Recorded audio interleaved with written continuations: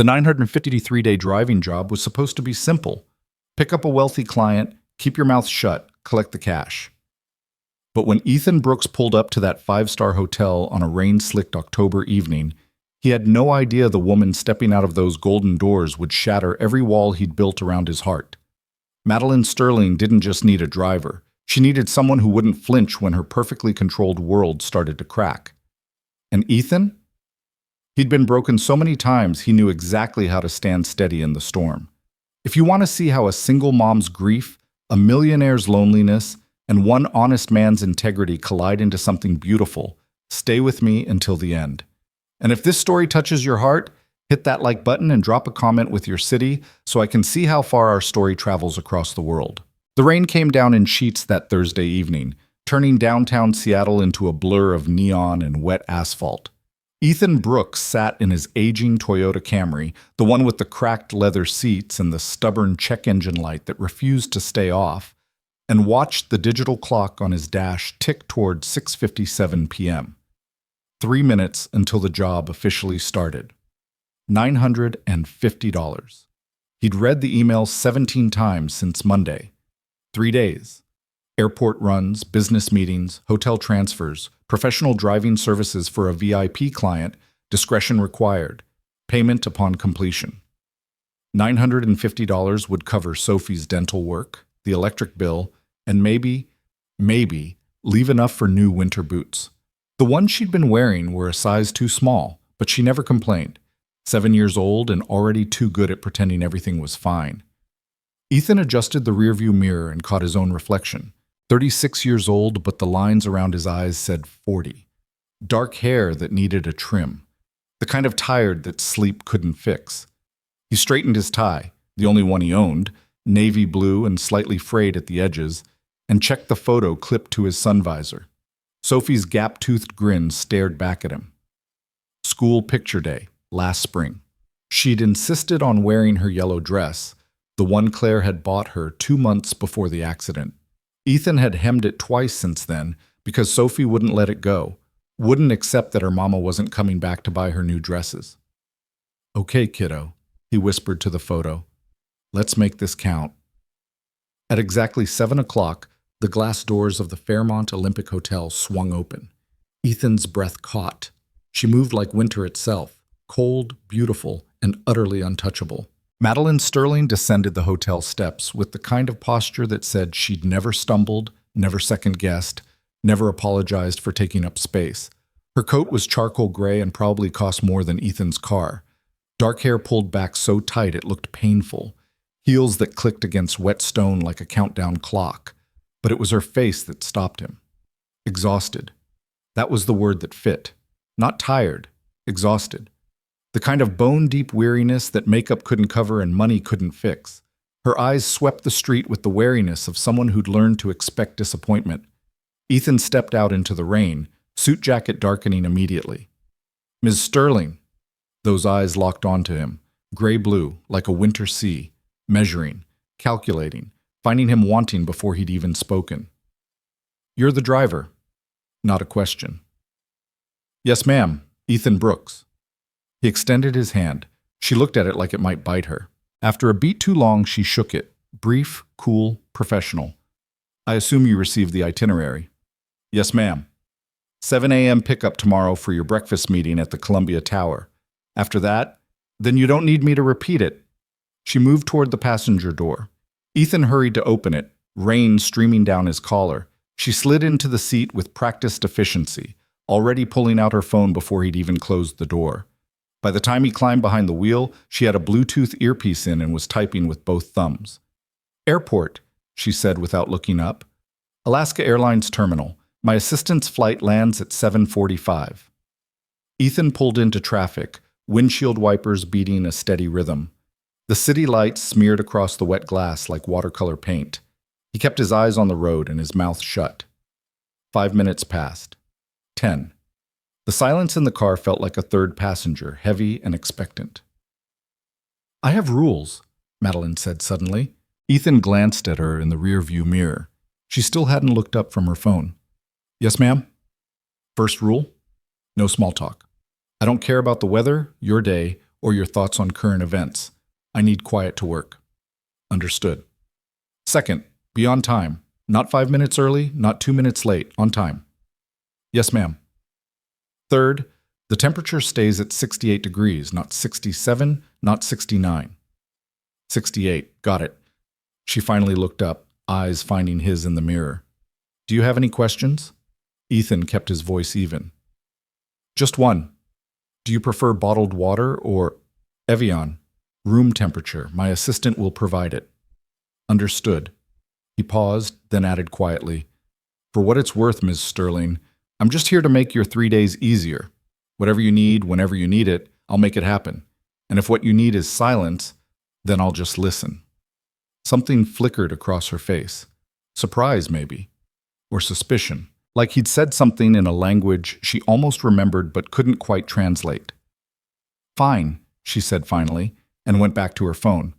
The airport run took 40 minutes in rain-thick traffic. Madeline made 6 phone calls, 3 in English, 2 in what sounded like French, 1 in Mandarin that left her rubbing her temples. Her assistant, a nervous young man named Marcus, practically vibrated with anxiety during the return trip. He kept apologizing for things Ethan couldn't identify. A delayed flight, a forgotten document, the rain itself. Madeline's responses were surgical. Fix it. I don't need excuses. I need solutions. Have it on my desk by 6 a.m. By the time they pulled up to the hotel at 9:30, Marcus looked like he might cry. Ethan opened Madeline's door. She swept out without a word, heels clicking toward the lobby. Marcus scrambled after her, juggling a briefcase and carry-on bag. Ms. Sterling, Ethan called. She turned, impatient, sharpening her features. Tomorrow, 7 a.m. I'll be here at 6:55. Was that almost a smile? It disappeared too quickly to tell. 6:55 is 5 minutes early? Yes, ma'am, but the first rule is silence and the second is punctuality. Figured I'd rather sin against Rule 1 than Rule 2. This time the smile definitely happened. Microscopic, but there. 6:55, she agreed and disappeared through the golden doors. Ethan sat in his car for a long moment, engine idling, watching rain stream down the windshield. His phone buzzed. A text from Mrs. Chen, his neighbor who watched Sophie on late nights. She's asleep. I made extra dumplings. Take some home. He smiled, bone-tired but grateful. 3 days. $950. He could do this. Friday morning arrived cold and clear, the kind of October dawn that felt like the world had been rinsed clean. Ethan pulled up to the Fairmont at exactly 6:55, suit pressed, car cleaned inside and out. He'd even splurged on an air freshener, something called New Car Scent, that mostly smelled like plastic and regret. Madeline emerged at 7 sharp, carrying a leather portfolio and wearing a black suit that probably cost more than Ethan earned in 3 months. She paused when she saw the car. You detailed it. Yes, ma'am. Seemed like the professional thing to do. She studied him for a long moment, then slid into the back seat. Columbia Tower, Park 62 restaurant. The breakfast meeting ran 2 hours. Ethan waited in the parking garage, watching other drivers scroll through their phones or nap. He pulled out the paperback he kept in his glove box, a beat-up Tom Clancy novel he'd been reading for 6 months, 10 minutes at a time, and managed 3 pages before his mind wandered. Sophie had been quiet last night. She'd asked about her mother, not directly, never directly, but in that sideways manner kids used when the truth hurt too much to face head-on. Daddy, do people watch us from heaven? I think so, baby. Even when we're sad? Especially then.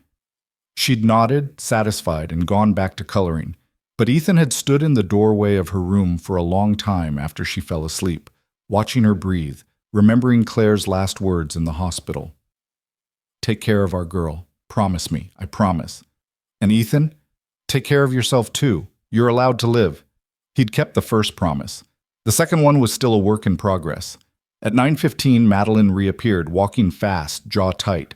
She slid into the car and immediately pulled out her phone. Westlake Mall. Executive offices, north entrance. Her morning unfolded in 90-minute blocks. Meeting, phone call, meeting, phone call. Ethan navigated Seattle's streets with quiet efficiency, staying 5 minutes ahead in his head. Traffic patterns, parking options, fastest routes.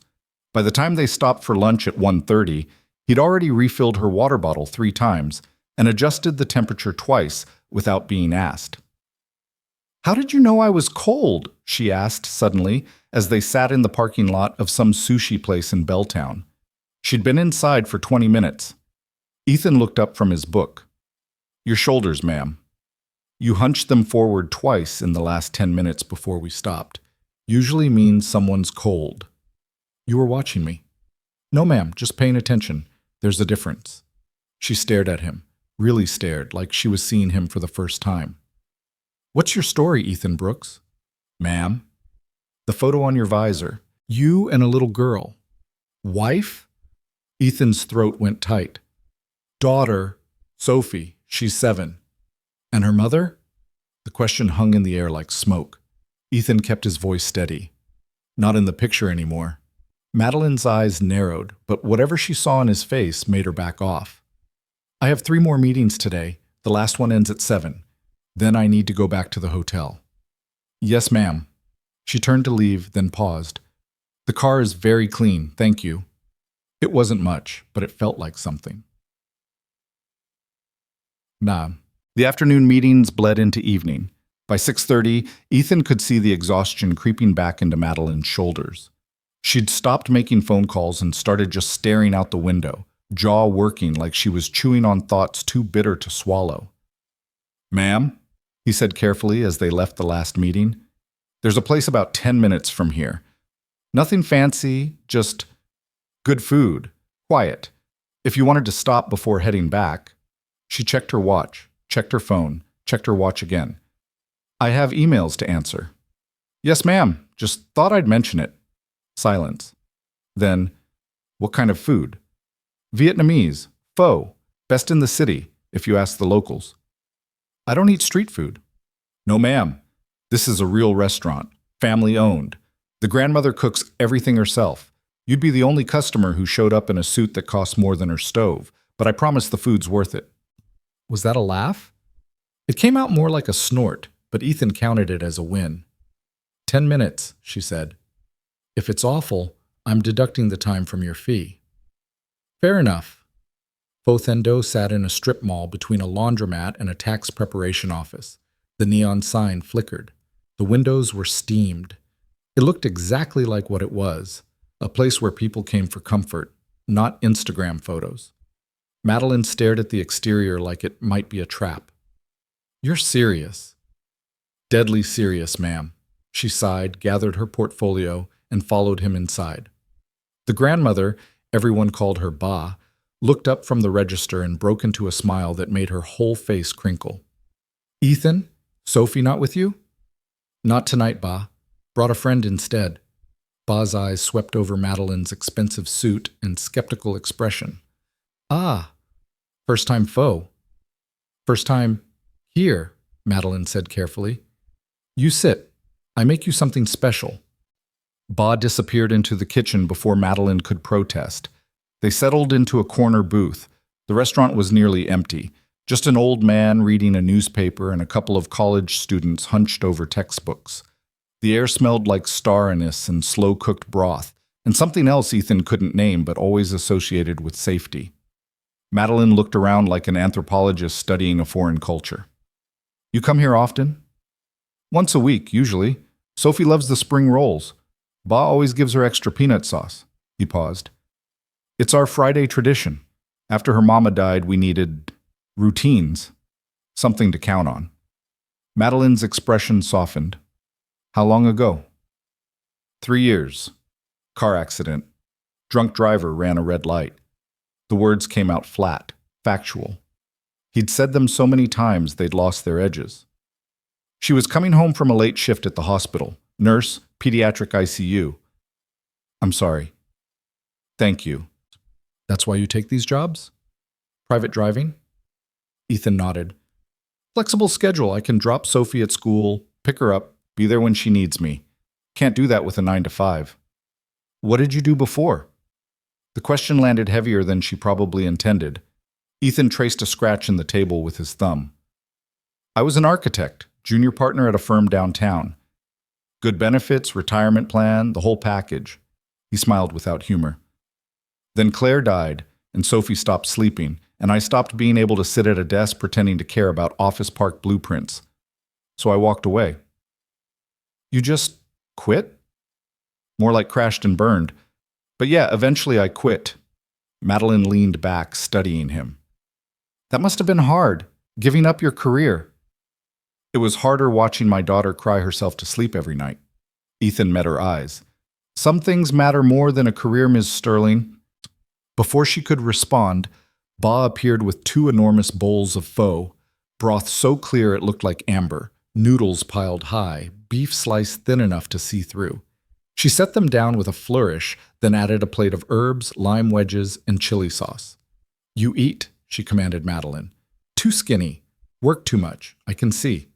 Madeline actually smiled, small, but genuine. You sound like my mother. Smart woman, your mother. You call her? Not recently. You call her. Tonight. Ba patted Madeline's shoulder and swept back to the kitchen. They ate in silence for a while. Madeline approached the pho cautiously at first, but by the third spoonful, her shoulders had dropped 2 inches. She added lime juice, mint, basil, built the bowl the way Ba had taught Ethan years ago. Okay, she admitted finally. This is excellent. Told you. Don't gloat. It's unbecoming. But she was smiling when she said it. They stayed for an hour. The college students left. The old man finished his paper and shuffled out. Ba brought them tea without asking. Jasmine for Ethan, chrysanthemum for Madeline. How did she know? Madeline asked, wrapping her hands around the small cup. Ba knows things. Sophie calls her magic. I call her observant. Madeline sipped her tea, eyes distant. I haven't had a meal like this I can't remember. Usually it's business lunches or hotel room service or protein bars at my desk. What do you do, if you don't mind me asking? I run a consulting firm, corporate restructuring mostly. Companies hire me to come in, assess their weaknesses, and fix them. She said it matter-of-factly, but Ethan heard the weight underneath. Usually that means firing people, cutting budgets, making everything leaner and meaner. That must be difficult. It's necessary. Someone has to make the hard decisions. She set down her tea. But yes, it's difficult. Is that why you're here, in Seattle? A tech company. They're hemorrhaging money and don't know why. I'm here to figure it out and stop the bleeding. She rubbed her temples. 3 days of meetings, then I fly to Portland for another project. Then San Francisco, then back to New York. I haven't slept in my own bed in 6 weeks. Ethan thought about Sophie's bedroom, the yellow walls Claire had painted, the glow-in-the-dark stars on the ceiling, the way Sophie always left the closet door cracked because she liked the light from the hallway. Home. That sounds exhausting, he said quietly. It is what it is. Does it have to be? Madeline's eyes snapped to his, sharp. Excuse me? Nothing, ma'am, just thinking out loud. But something had shifted. Madeline stared at him like he'd said something shocking, something she wasn't ready to hear. The silence stretched thin. Finally, she stood.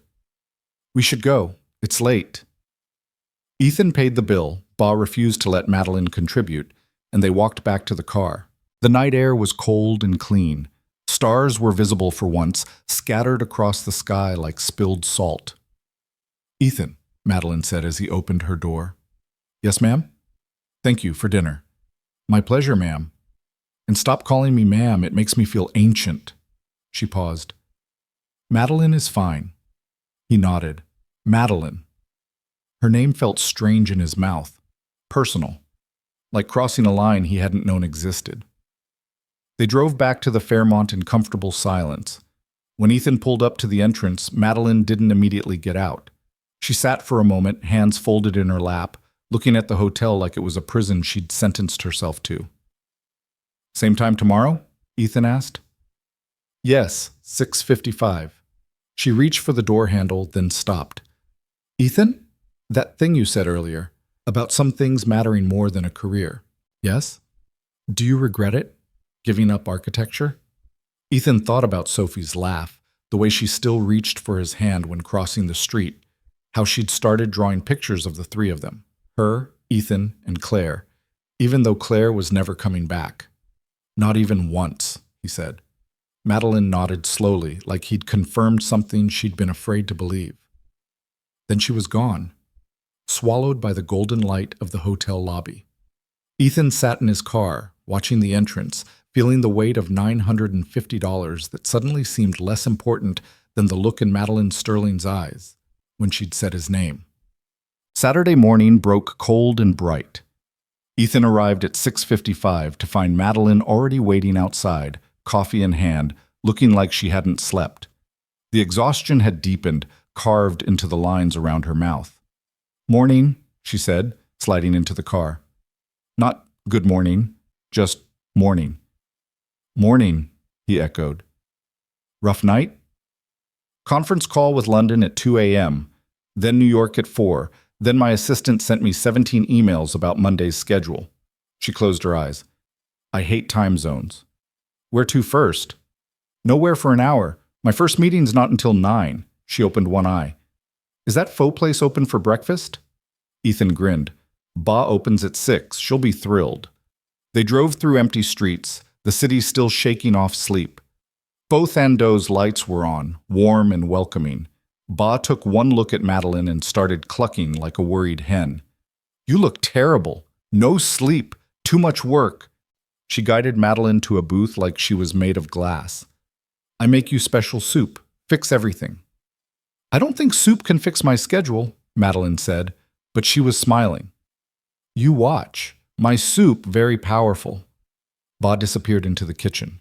Ethan sat across from Madeline, noting the tremor in her hands as she wrapped them around her water glass. "How long have you been running on empty?" he asked quietly. "Define empty." "Madeline," she sighed, "since my father died, 2 years ago. He built the company from nothing, started with corporate law, then expanded into consulting. When he got sick, I took over, kept everything running while he was in treatment, then after..." She trailed off. "I couldn't let it fall apart. It's his legacy."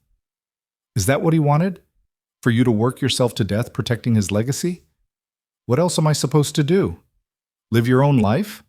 Madeline laughed, harsh, bitter. That's easy to say when you're not responsible for 300 employees and their families. When clients aren't paying you 6 figures to solve their problems. When... She stopped, jaw clenched. "Sorry, you don't need to hear this." "Hey." Ethan waited until she looked at him. "I asked, didn't I?" Ba returned with soup and banh mi, Vietnamese sandwiches stuffed with grilled pork, pickled vegetables, and cilantro. She set everything down with authority. "Eat, both of you. Too serious. Life too short for serious all the time." They ate. The soup worked its magic, or maybe it was just the warmth, the quiet, the absence of demands. Madeline's hands stopped shaking. Color returned to her face. "Can I ask you something?" she said eventually. "Sure." "Yesterday, when you talked about Sophie, you said you needed routines after your wife died. What did you mean?" Ethan set down his spoon. "Sophie was 4 when Claire died. Old enough to understand Mama was gone. Too young to understand why. She stopped eating, stopped talking, would wake up screaming 3, 4 times a night. The doctors said grief, trauma, give it time. But time just made it worse." "What changed?" "I did. I stopped trying to be both parents, stopped trying to replace Claire, stopped trying to make everything okay. Instead, I just showed up. Every morning, breakfast at 7, every afternoon, park time at 4, every Friday, pho with Ba. Same things, same times, over and over until Sophie knew, really knew, that I wasn't going anywhere. That even though Mama was gone, Daddy was solid, reliable, boring even." "That doesn't sound boring. That sounds like love." Ethan felt his throat tighten. "Yeah, well, love is 90% showing up and 10% knowing when to step back." Madeline studied him for a long moment. "You're not what I expected." "What did you expect?" "I don't know. Someone trying to impress me. Someone angling for a bigger tip. Someone who saw me as a means to an end." She picked at her banh mi. "You're the first person in months who's treated me like a human being instead of a walking paycheck." "Maybe you should get better people in your life?" "Maybe I should." They finished breakfast as the sun climbed higher. Ba hugged Madeline goodbye, actually hugged her, ignoring her startled expression. You come back. Bring your driver. He good man. He is, Madeline agreed, and Ethan felt heat climb his neck. The rest of Saturday unfolded in meetings and phone calls. But something had shifted. Madeline asked Ethan questions between appointments, about Sophie, about Seattle, about life. He asked her about New York, about her company, about the father whose shadow she was still living in. By late afternoon, they'd fallen into an easy rhythm. She'd look up from her phone and say, "Coffee," and he'd already be pulling into a drive-thru. He'd see her rubbing her neck and adjust the seat warmer without being asked.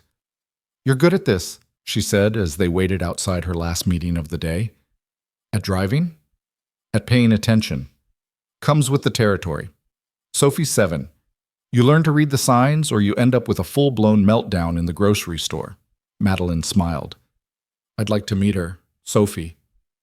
The words hung in the air between them, an offer, a bridge, a risk. Ethan's heart kicked against his ribs. "She'd like that," he said carefully.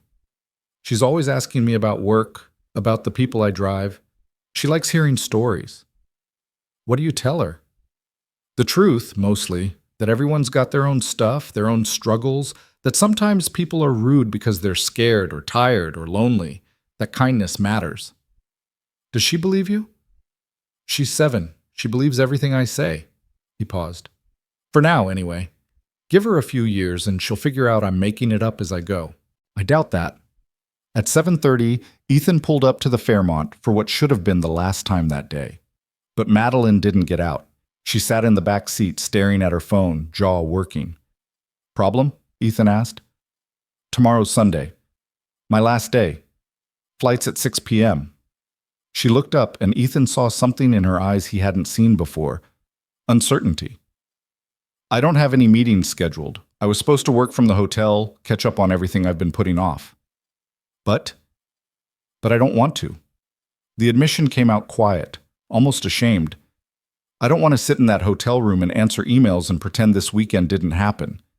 Ethan turned in his seat to face her properly. "What do you want to do?" "I don't know. Something normal. Something," she gestured helplessly. "Something that's not work." "I might have an idea," Ethan said slowly. "If you're interested." "I'm listening." "Sophie has swim class Sunday mornings.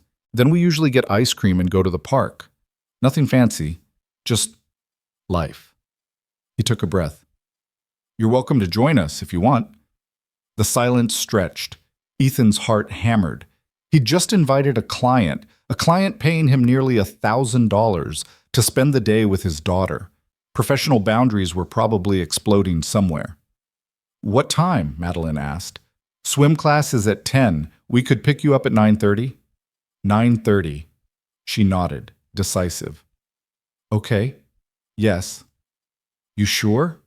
"No, but I'm doing it anyway." She climbed out of the car, then leaned back in. "And Ethan, thank you. For everything this weekend, you've been really kind." "Just doing my job." "No." She shook her head. "You've been doing more than that, and I notice, even if I'm not always good at saying it." Then she was gone, leaving Ethan sitting in his car, mind spinning, wondering what the hell he'd just set in motion. Busseb. Sunday morning arrived with clouds and a promise of rain. Ethan dressed Sophie carefully, her favorite purple swimsuit under her clothes, hair in 2 neat braids. She chattered the whole time about swim class, about her friend Mia who could hold her breath for 20 seconds, about the pool's diving board that she was almost brave enough to try. "Daddy, is someone coming with us today?" she asked as they drove to the Fairmont. "Yes, baby, a friend of mine. Her name's Madeline." "Is she nice?" "Very nice. But she's also very busy, so we need to make sure she has a good time, okay?" Sophie nodded seriously. "I'll show her my backstroke. Ba says my backstroke is beautiful. I'm sure she'll love that." Madeline was waiting outside the hotel in jeans and a simple sweater, the first time Ethan had seen her in anything but business attire. She looked younger, softer, and absolutely terrified. She climbed into the front seat, another first, and turned to look at Sophie. "Hi," she said, and her voice actually shook. You must be Sophie. Sophie beamed. You're really pretty. Are you a princess? Madeline laughed, a real laugh, startled and genuine. No, sweetie, just a regular person. My daddy says there's no such thing as regular people. He says everyone's special if you pay attention. Your daddy sounds very smart. He is. He knows everything. Sophie leaned forward. Do you know how to swim? I used to. It's been a long time. I can teach you. I'm really good. My teacher says I'm a natural. They drove to the community pool in the university district. Sophie kept up a steady stream of chatter about school, about her friends, about the loose tooth that wouldn't come out no matter how much she wiggled it. Madeline listened with the intensity of someone taking mental notes, asking questions that made Sophie light up. The pool was chaos. Kids shrieking, parents shouting, chlorine smell thick enough to taste. Sophie ran to join her class, then stopped and ran back. Daddy, will you watch? Always, baby. She turned to Madeline. You too? I wouldn't miss it, Madeline said, and meant it. They sat in the viewing area, plastic chairs and condensation-streaked windows, and watched Sophie paddle through her lesson. She waved every 30 seconds, checking to make sure they were still watching. She's wonderful, Madeline said quietly. She's my whole world. I can tell. Madeline watched Sophie attempt a flip turn, laughing when she came up sputtering. How do you do it? Alone, I mean. You do what comes next, then you do the thing after that. Eventually, you've built a life. Is it enough? Just building a life? Ethan thought about that. Most days, yeah. Some days, no. But those days get fewer the longer we keep going. Madeline nodded slowly. I don't remember the last time I just sat, watched something without checking my phone, existed without a purpose. You're doing it now. I am, aren't I? She smiled, sad, wistful. It's harder than it should be. After swim class, they went to Molly Moon's for ice cream. Sophie got her usual, salted caramel with rainbow sprinkles, and insisted Madeline try the honey lavender. It's the best, Sophie declared. Daddy doesn't like it because he says it tastes like flowers, but that's what makes it good. They walked to Volunteer Park, ice cream melting faster than Sophie could eat it. The clouds had broken up, letting through watery October sunshine. Sophie ran ahead to the playground, leaving Ethan and Madeline to follow at a slower pace. Can I ask you something personal? Madeline said. Sure. Do you ever get lonely? The question landed soft but heavy. Ethan watched Sophie climb the jungle gym, fearless and laughing. Every day, he admitted. I miss having someone to talk to after Sophie goes to bed. Miss having a partner. He trailed off. But lonely's different from alone. Alone I can handle. It's the lonely that sneaks up on you. Yeah, Madeline said quietly. Yeah, I know what you mean. They sat on a bench while Sophie played. Other parents surrounded them, couples mostly, trading kid-watching duties, stealing kisses, being effortlessly together. Ethan had stopped letting it hurt somewhere around year 2. Why consulting? He asked. If you don't mind me asking. Madeline was quiet for a long moment. My father was brilliant, charismatic. Everyone loved him. He could walk into a failing company and turn it around through sheer force of will. She picked at the edge of her ice cream cup. I wanted to be like him, to make him proud. So I followed his path, law school, corporate law, then consulting when he started the firm. Did it work, making him proud? I don't know. He died before I could ask. Her voice cracked. 2 years, and I still don't know if he was proud of me. If I measured up, She stopped, jaw clenched. Sorry, this is too much. Hey. Ethan waited until she looked at him. It's not too much. And for what it's worth, I think anyone who works as hard as you do, who cares as much as you clearly do, would make any father proud. Tears welled in Madeline's eyes. She blinked them back angrily. You don't know me. I know you showed up this morning when you could have stayed in that hotel. I know you listened to a 7-year-old talk about swim class like it was the most important thing in the world. I know you're exhausted and lonely and still trying your best. He paused. That counts for something. Madeline wiped her eyes, laughing shakily. You're dangerous, you know that? How's that? You make me want things I gave up on years ago. Before Ethan could respond, Sophie ran over, breathless and grinning. Madeline, come push me on the swings. Daddy can't push high enough. I push perfectly high, Ethan protested. But I want to go higher.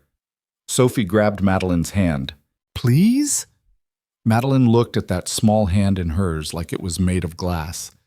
Then she stood, let herself be pulled toward the swings, and Ethan watched her transform.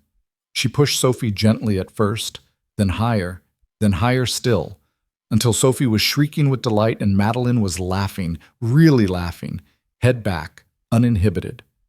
Something shifted in Ethan's chest, something that felt dangerous and necessary all at once. They spent 2 more hours at the park. Sophie showed Madeline everything: the good climbing trees, the spot where she'd found a caterpillar last summer, the bench where she and Ethan sat when they needed to talk about sad things. Madeline absorbed it all, asked questions, remembered details. By the time they headed back to the car, Sophie was yawning, ice cream sugar crash setting in. She climbed into her car seat without protest, unusual, and was asleep before they'd left the parking lot. That was perfect, Madeline said quietly. Thank you for letting me be part of it. Thank you for being here. They drove in comfortable silence, Sophie's soft snores filling the car. When they pulled up to the Fairmont, Madeline didn't immediately get out. I need to tell you something, she said. Okay. This weekend, these 3 days, they've been the first time in 2 years that I've felt like a person instead of a machine. She turned to face him, eyes bright. You and Sophie, you've given me something I didn't know I was missing. Ethan's heart hammered. Madeline, let me finish, please. She took a shaky breath. I don't know what this is. I don't know what I'm doing. But I know I don't want it to end here. I don't want to fly back to New York and pretend this was just a job. Just 3 days. Just nothing. What are you saying? I'm saying I'd like to see you again. If that's something you'd want. If I'm not completely misreading this situation. The moment stretched, fragile and enormous. In the back seat, Sophie shifted in her sleep, murmuring something about butterflies. You're not misreading it, Ethan said quietly, but I need you to understand something. I can't do temporary. I can't do casual. Sophie's been through too much, and I won't bring someone into her life who's going to leave.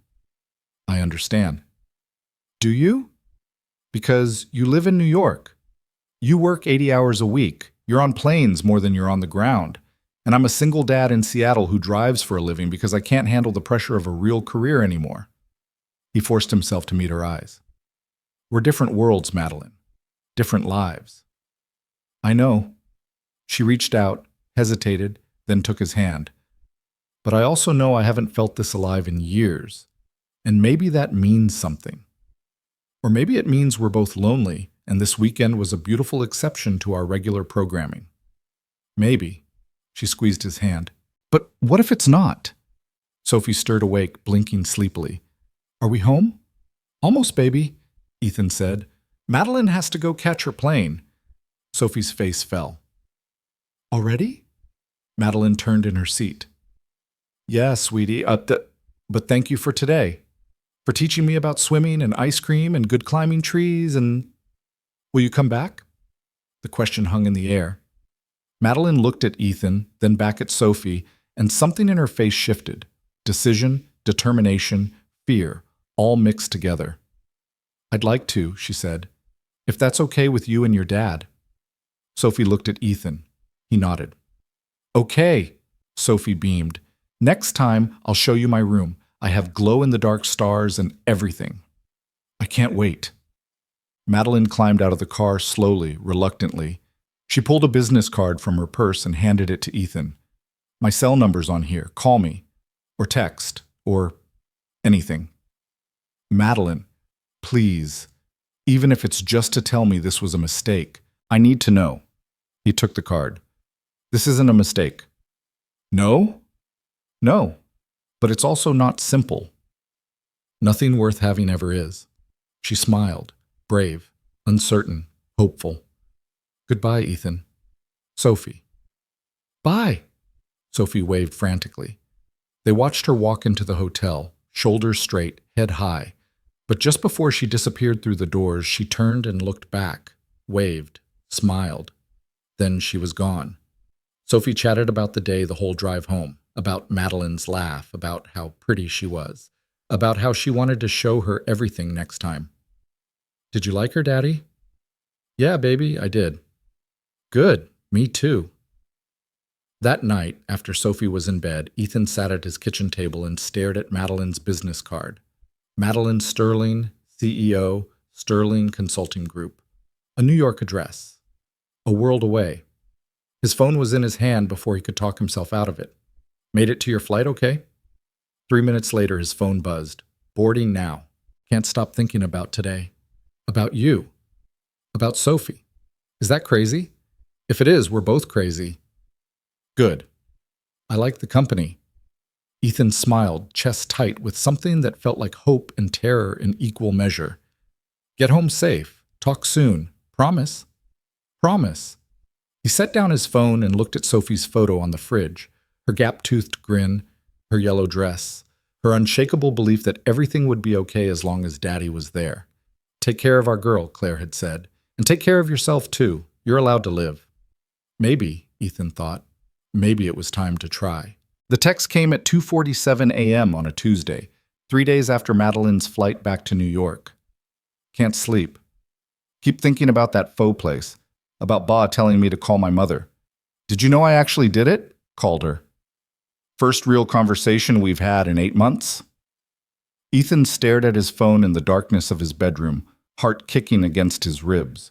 He'd been lying awake anyway, replaying Sunday in his mind like a film he couldn't stop watching. "How'd it go?" The reply came immediately. "Hard. Good." She cried. I cried. Apparently I've been disappearing into work just like Dad did. Her words, not mine. Turns out everyone saw it except me. Sometimes we need outside eyes to see ourselves clearly. "Is that what you are? My outside eyes?" Ethan smiled in the dark.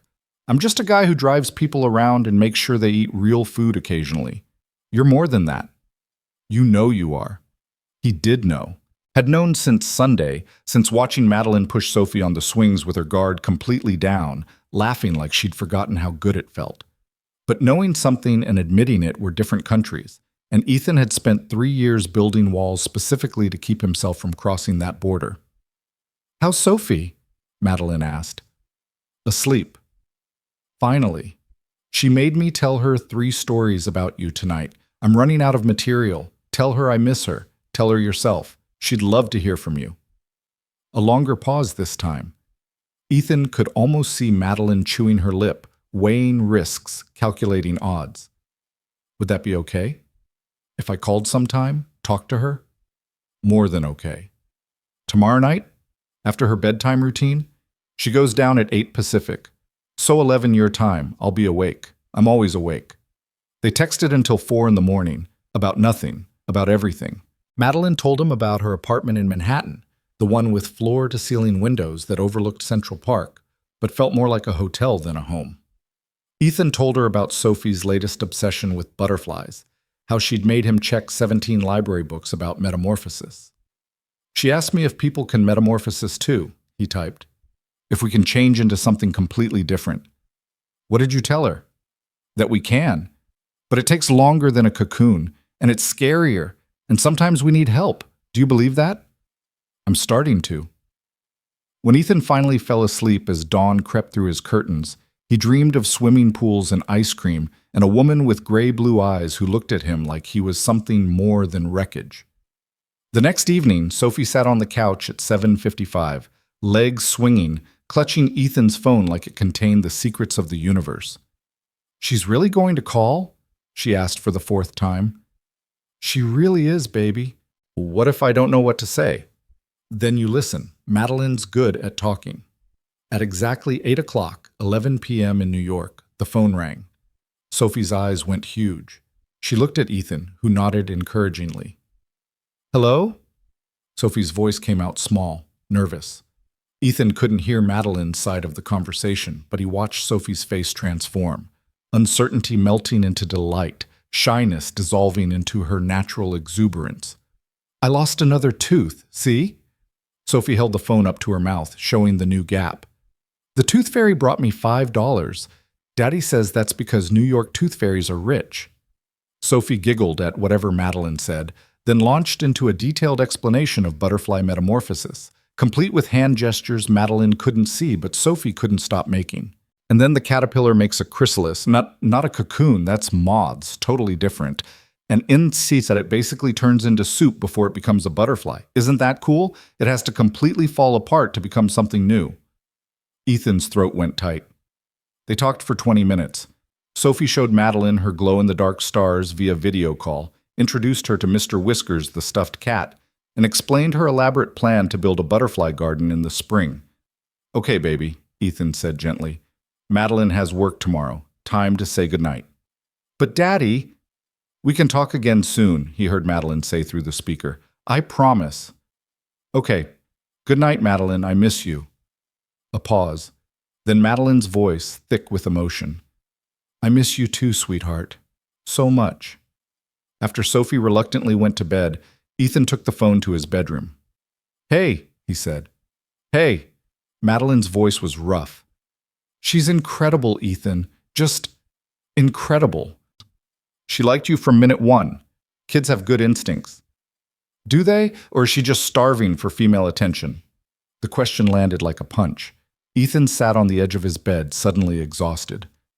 Both, probably. She's got Mrs. Chen next door, and Ba, and her teachers. But a mother figure? No, I can't give her that.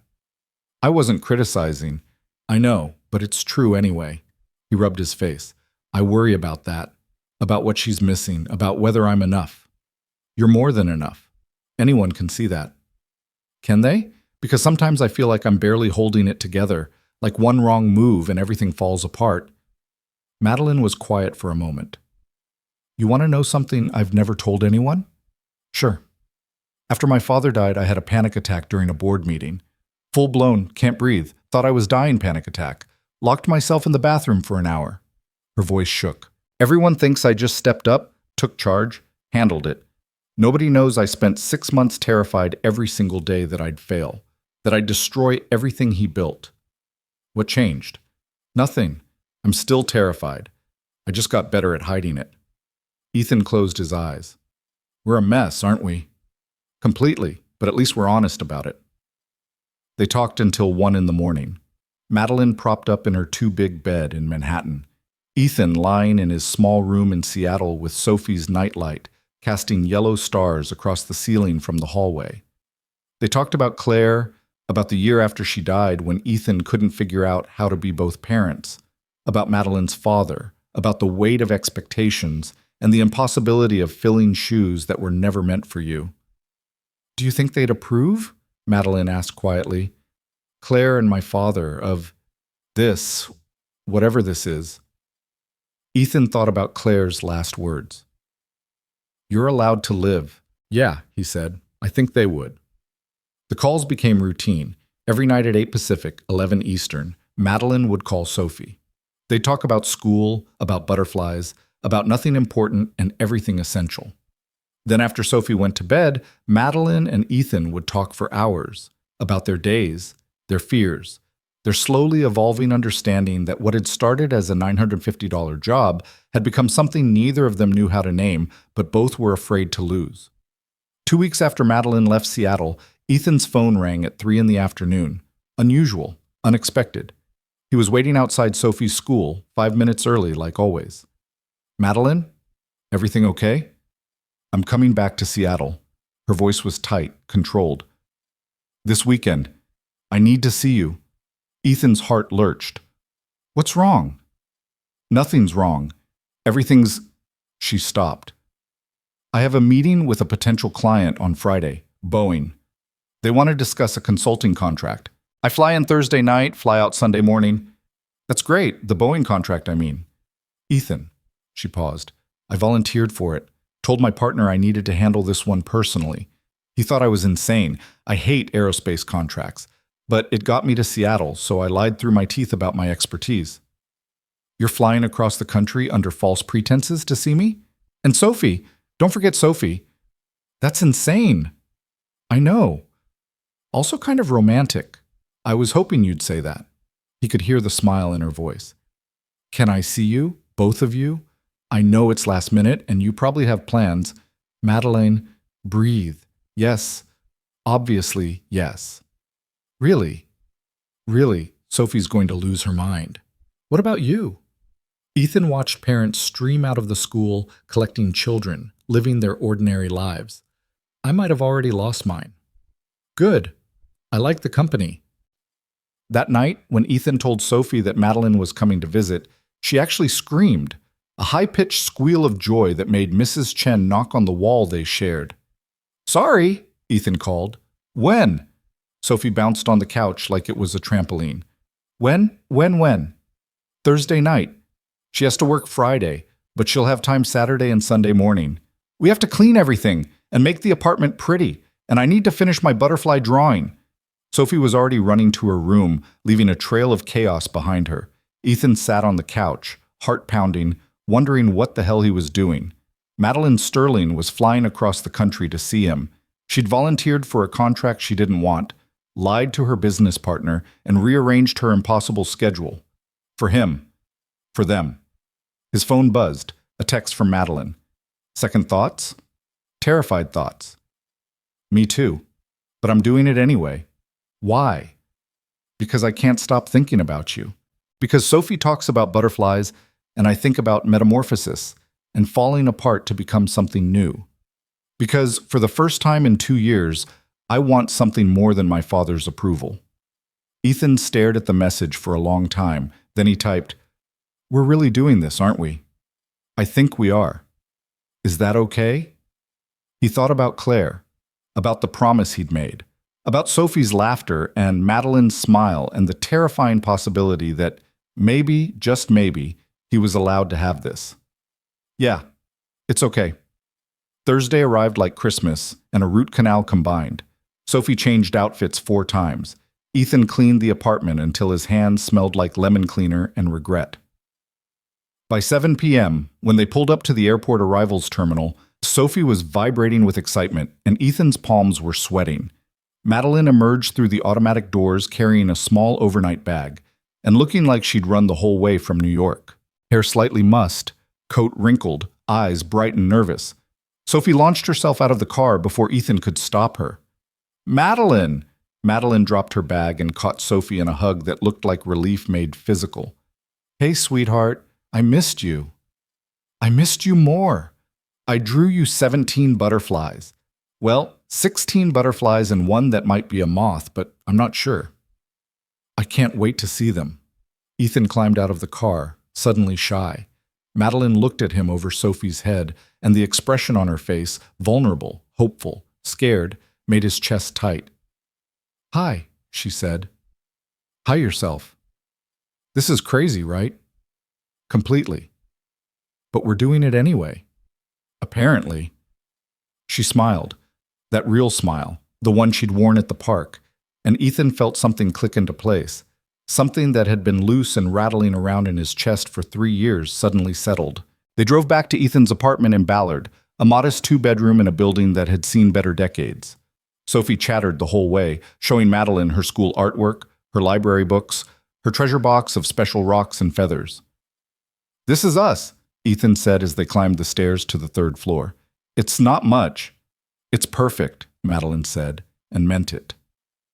The apartment was small but clean, decorated with Sophie's artwork and Claire's photographs. A yellow couch that had seen better years. A kitchen table with mismatched chairs. Glow-in-the-dark stars on Sophie's ceiling, visible through the open bedroom door. Welcome to our world, Ethan said quietly. Madeleine set down her bag and looked around, really looked, taking it all in. The stack of library books about butterflies, the photo of Ethan and Claire and baby Sophie on the mantel, the carefully organized chaos of a life built from scratch after everything fell apart. I love it, she said. Love it, Mercedes, she. Thank you for letting me in. Sophie grabbed Madeleine's hand. Come see my room. I have so much to show you. The next hour disappeared in butterfly drawings and bedtime negotiations. Sophie finally fell asleep at 9:30, clutching Mr. Whiskers, a smile on her face even in sleep. Ethan and Madeline stood in the doorway of Sophie's room, watching her breathe, not touching but close enough to feel each other's warmth. "She's going to be heartbroken when you leave," Ethan said quietly. "I know." "So am I." Madeline turned to look at him. "Then maybe I shouldn't leave." "Madeline, I'm not saying forever. I'm not saying move in. I'm just saying," she gestured helplessly. "I don't know what I'm saying. I just know I don't want this to be temporary." They moved to the living room, settling on opposite ends of the yellow couch. Careful, cautious, like they were both afraid one wrong move would shatter whatever fragile thing they were building. "Tell me about the Boeing meeting," Ethan said, because it was safer than talking about feelings. "It's a disaster waiting to happen. They want me to assess their supply chain efficiency. I know nothing about aerospace supply chains." She laughed. "I'm going to get found out immediately. Or you're going to figure it out. You're brilliant, Madeline. You'll make it work." "You have a lot of faith in me." "Should I not?" She was quiet for a long moment. "My team thinks I'm losing my edge, taking too much time off, missing deadlines. I had to cancel 3 meetings to be here this weekend." "Do you regret it?" "Not even a little bit." She turned to face him fully. "That's what scares me. I've spent my entire adult life building this company, and now I'm blowing off meetings to fly across the country for a guy I've known for 3 weeks." When you put it that way, it does sound insane. But it doesn't feel insane, that's the thing. It feels like the first sane decision I've made in years. Ethan reached across the couch and took her hand. She gripped it like a lifeline. "I'm terrified," she admitted, "of this, of what it means, of how much I already care about you and Sophie." "You think I'm not terrified?" "Madeline, I've been alone for 3 years. I've gotten good at alone, safe in alone. And then you showed up in your expensive suit with your rules and your exhaustion, and suddenly alone feels like a prison instead of protection." "What are we doing, Ethan?" "I don't know, but I think we're doing it together." They sat in comfortable silence, hands linked, watching the city lights through the window. Finally, Madeline spoke. "I need to tell you something about my schedule." "Okay?" "I'm in Portland next week, San Francisco the week after. Then I have to be in New York for 2 weeks straight. Board meetings, client presentations, year-end planning." She gripped his hand tighter. "I can't promise regular visits. I can't promise anything except that I'll try." "That's all anyone can promise." "Is it enough?" Ethan thought about that. About phone calls at midnight and Sophie's face when Madeline walked through the door and the way his heart had started beating differently, faster, stronger, more alive. For now, yeah, it's enough. Madeline shifted closer on the couch, and suddenly they were inches apart instead of feet. Ethan could smell her perfume, something expensive and subtle. Could count the freckles on her nose that makeup usually covered. Could see the exact moment she decided to close the distance between them. The kiss was soft, tentative, questioning, like they were both asking permission and granting it simultaneously. When they pulled apart, Madeline's eyes were wet. "I didn't come to Seattle for a Boeing contract," she whispered. "I know. I came because I couldn't stand another night of just hearing your voice. I needed to see you. To know if this was real or just loneliness and late-night phone calls. And it's real." She kissed him again, firmer this time. Terrifyingly, impossibly real. They stayed up until 3 in the morning, talking and kissing and navigating the strange territory of 2 people who were too old to be reckless, but too lonely to be careful. When Madeline finally fell asleep on the couch, head on Ethan's shoulder, he stayed perfectly still, afraid to move, afraid to breathe, afraid to do anything that might shatter the moment. Friday morning arrived too early. Madeline left for her Boeing meeting at 7, wearing her armor, business suit, pulled back hair, professional mask firmly in place. But when she kissed Ethan goodbye at the door, the mask slipped. "Tonight?" she asked. "After Sophie's bedtime?" "I'm not going anywhere." "Promise?" "Promise." The Boeing meeting went better than Madeline expected. She called during her lunch break to tell Ethan about it, voice bright with surprise and relief. They wanted her to come back in January, discuss a long-term contract. It meant more trips to Seattle, more reasons to return. "That's great," Ethan said, and meant it, really great. "It's also terrifying. What if they actually hire me? What if I have to be here once a month? Would that be so bad? No, but it would be real, official, not just flying out on pretense, but actually having a reason. Madeline, you already have a reason. Silence. Then quietly, I do, don't I?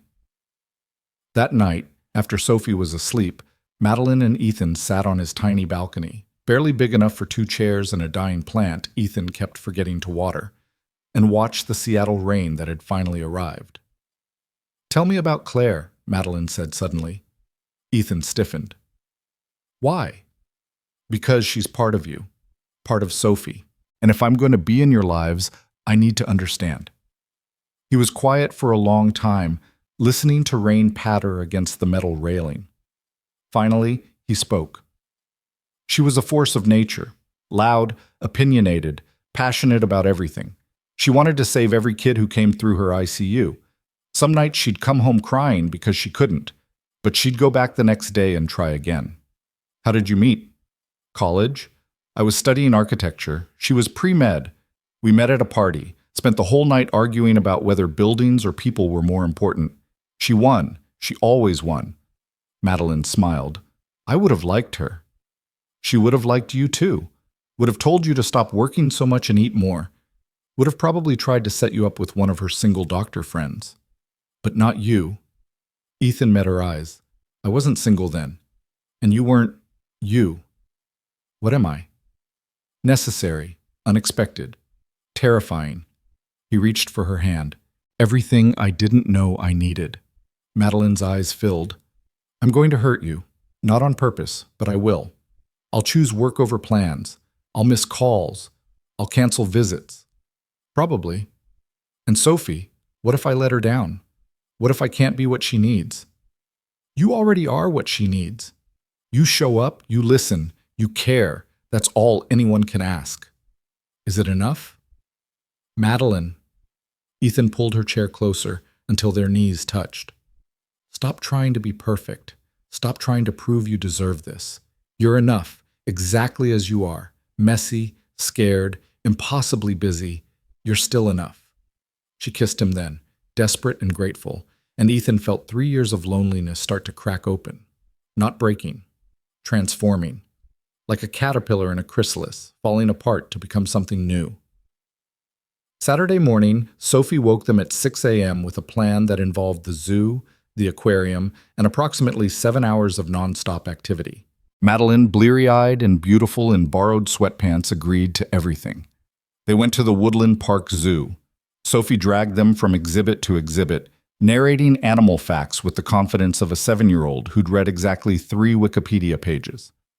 Madeline listened with the same intensity she probably brought to board meetings, asking questions, remembering details. The monarch butterfly migrates 3,000 miles, Sophie announced at the butterfly exhibit. Can you imagine? That's like flying from here to New York. Madeline caught Ethan's eye. Yeah, I can imagine. They had lunch at the zoo's cafe, overpriced hot dogs and wilted fries that Sophie declared the best meal ever. Then the aquarium, where Sophie pressed her face against the glass of the giant tank and made friends with an octopus. I'm going to be a marine biologist, she declared, or a butterfly scientist, or maybe both. You can be anything you want, Madeline said seriously. Can I be your friend forever? Madeline's breath caught. I'd like that very much, sweetheart. By 5 p.m., Sophie was crashing hard, sugar and excitement and sensory overload finally catching up. They drove home in comfortable silence, Sophie dozing in her car seat, Madeline in front with her hand on Ethan's knee. Thank you, she said quietly. For what? For today. For letting me be part of this. For not making it weird or complicated. Oh, it's definitely complicated. But not weird. Not weird. That evening, after Sophie finally went to bed, an hour later than usual, and only after extracting promises that Madeline would visit again soon, Ethan and Madeline stood in his small kitchen, suddenly awkward. I leave tomorrow, Madeline said. Morning flight, 7 a.m. I know. Which means I need to leave here by 5:30. I know. So this is it, our last night. For a while, anyway. Ethan stepped closer. Then let's not waste it talking about logistics. They didn't. They kissed in the kitchen, moved to the couch, talked and touched and mapped the geography of each other's loneliness. When Madeline finally admitted she should probably sleep, early flight, busy week ahead, neither of them moved. Stay, Ethan said quietly. Just tonight. Just sleep. I'll take the couch. Ethan, I want to wake up knowing you're here, even if it's just for a few hours. Madeline studied his face for a long moment. Then she nodded. Okay, but I'm not kicking you out of your own bed. We're adults. We can share.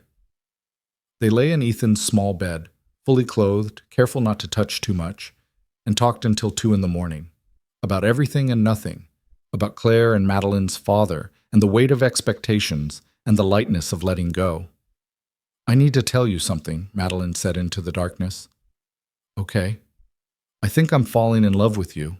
Ethan's heart stopped, started again, beat differently than before.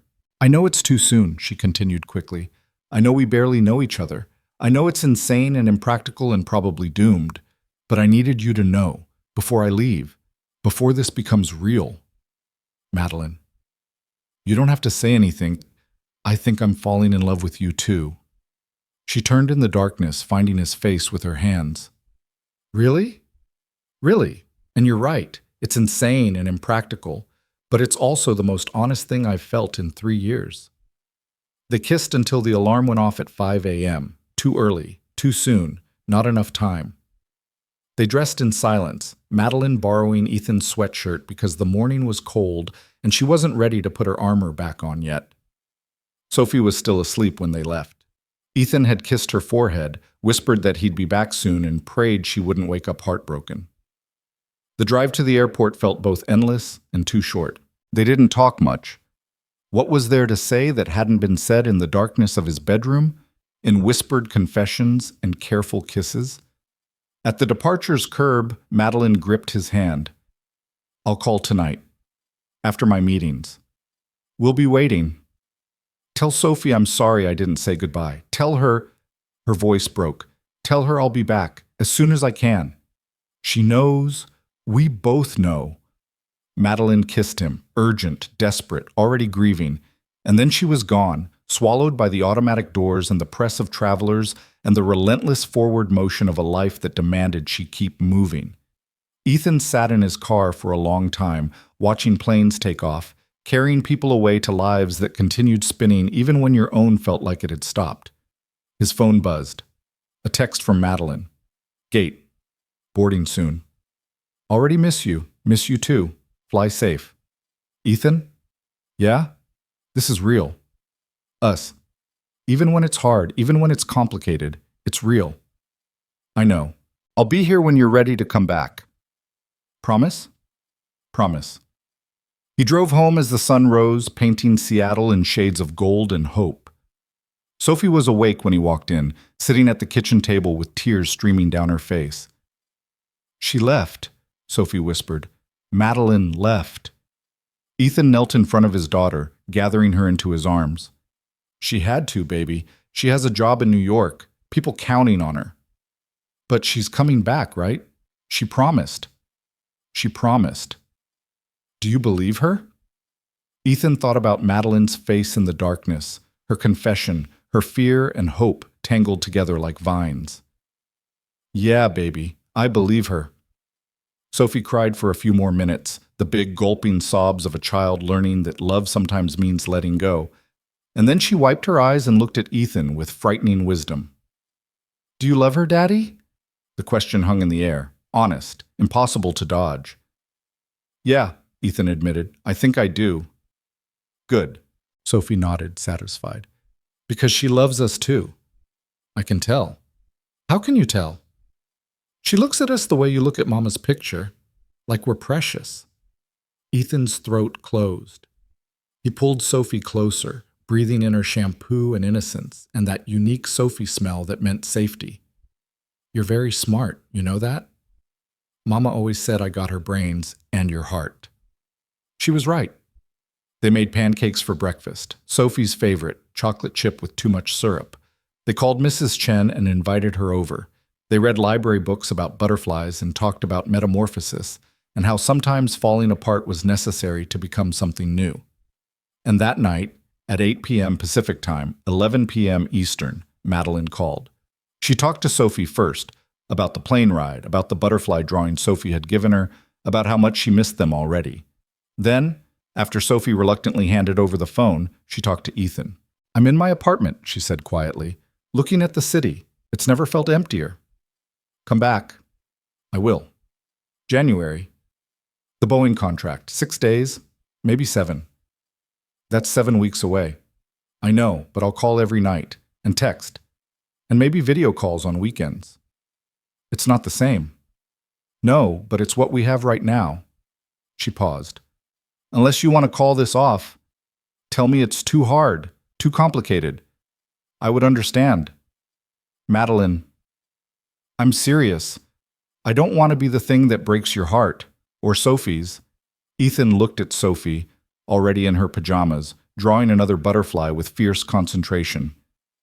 You're not breaking anything. You're building something. With us.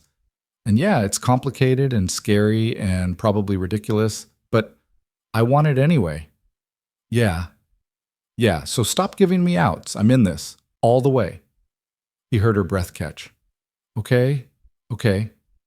I'm in too.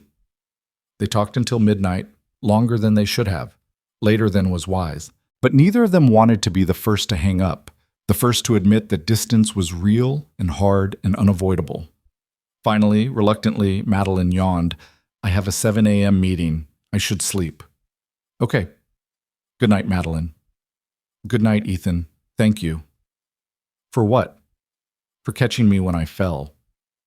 After they hung up, Ethan sat in the darkness of his living room, thinking about metamorphosis and falling apart, and the terrifying beauty of becoming something new. His phone buzzed one more time. I love you. I know it's too soon, but I do. Ethan smiled, chest tight with emotion too big for words. I love you too. Sleep well. You too. Dream of butterflies. I'll dream of you. And he did. November arrived with frost and doubt. 7 weeks stretched ahead like a canyon too wide to cross, and Ethan felt every day of it. The nightly calls helped, Sophie chattering about school while Madeline listened with the focus she probably brought to million-dollar negotiations. Then Ethan and Madeline talking until one or both of them couldn't keep their eyes open. But phone calls couldn't fill the space at his table where she'd sat, couldn't replicate the weight of her head on his shoulder, couldn't make the apartment feel less empty. 3 weeks in, reality started to bite. Madeline missed a call, client emergency in San Francisco that ran until 2 in the morning. Sophie cried herself to sleep.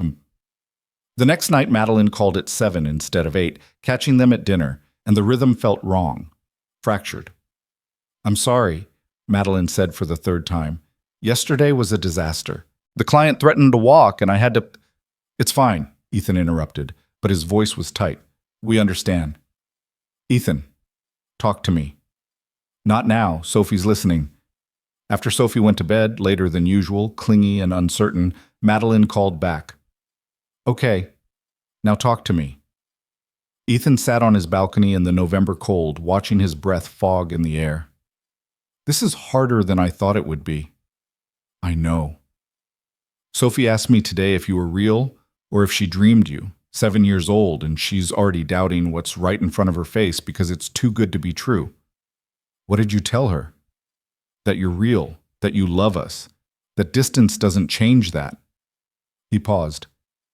But Madeline, I'm starting to wonder if I'm lying to her. Silence. Then quietly.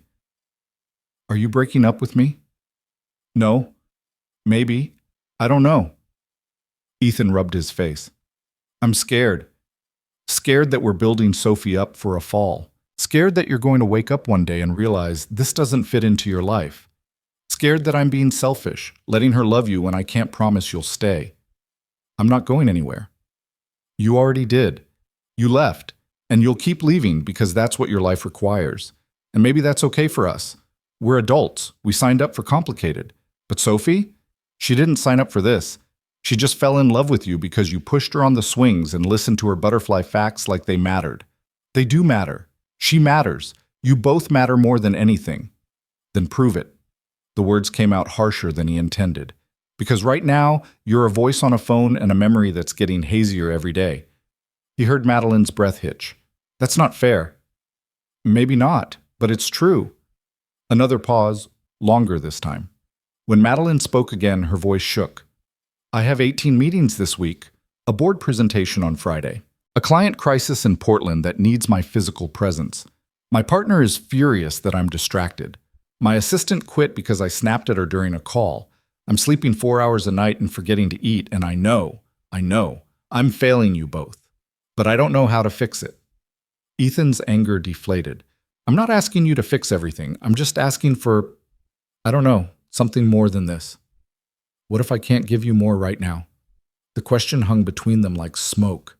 Ethan thought about Claire, about how she used to work 60-hour weeks at the hospital and still make it to every one of Sophie's milestones.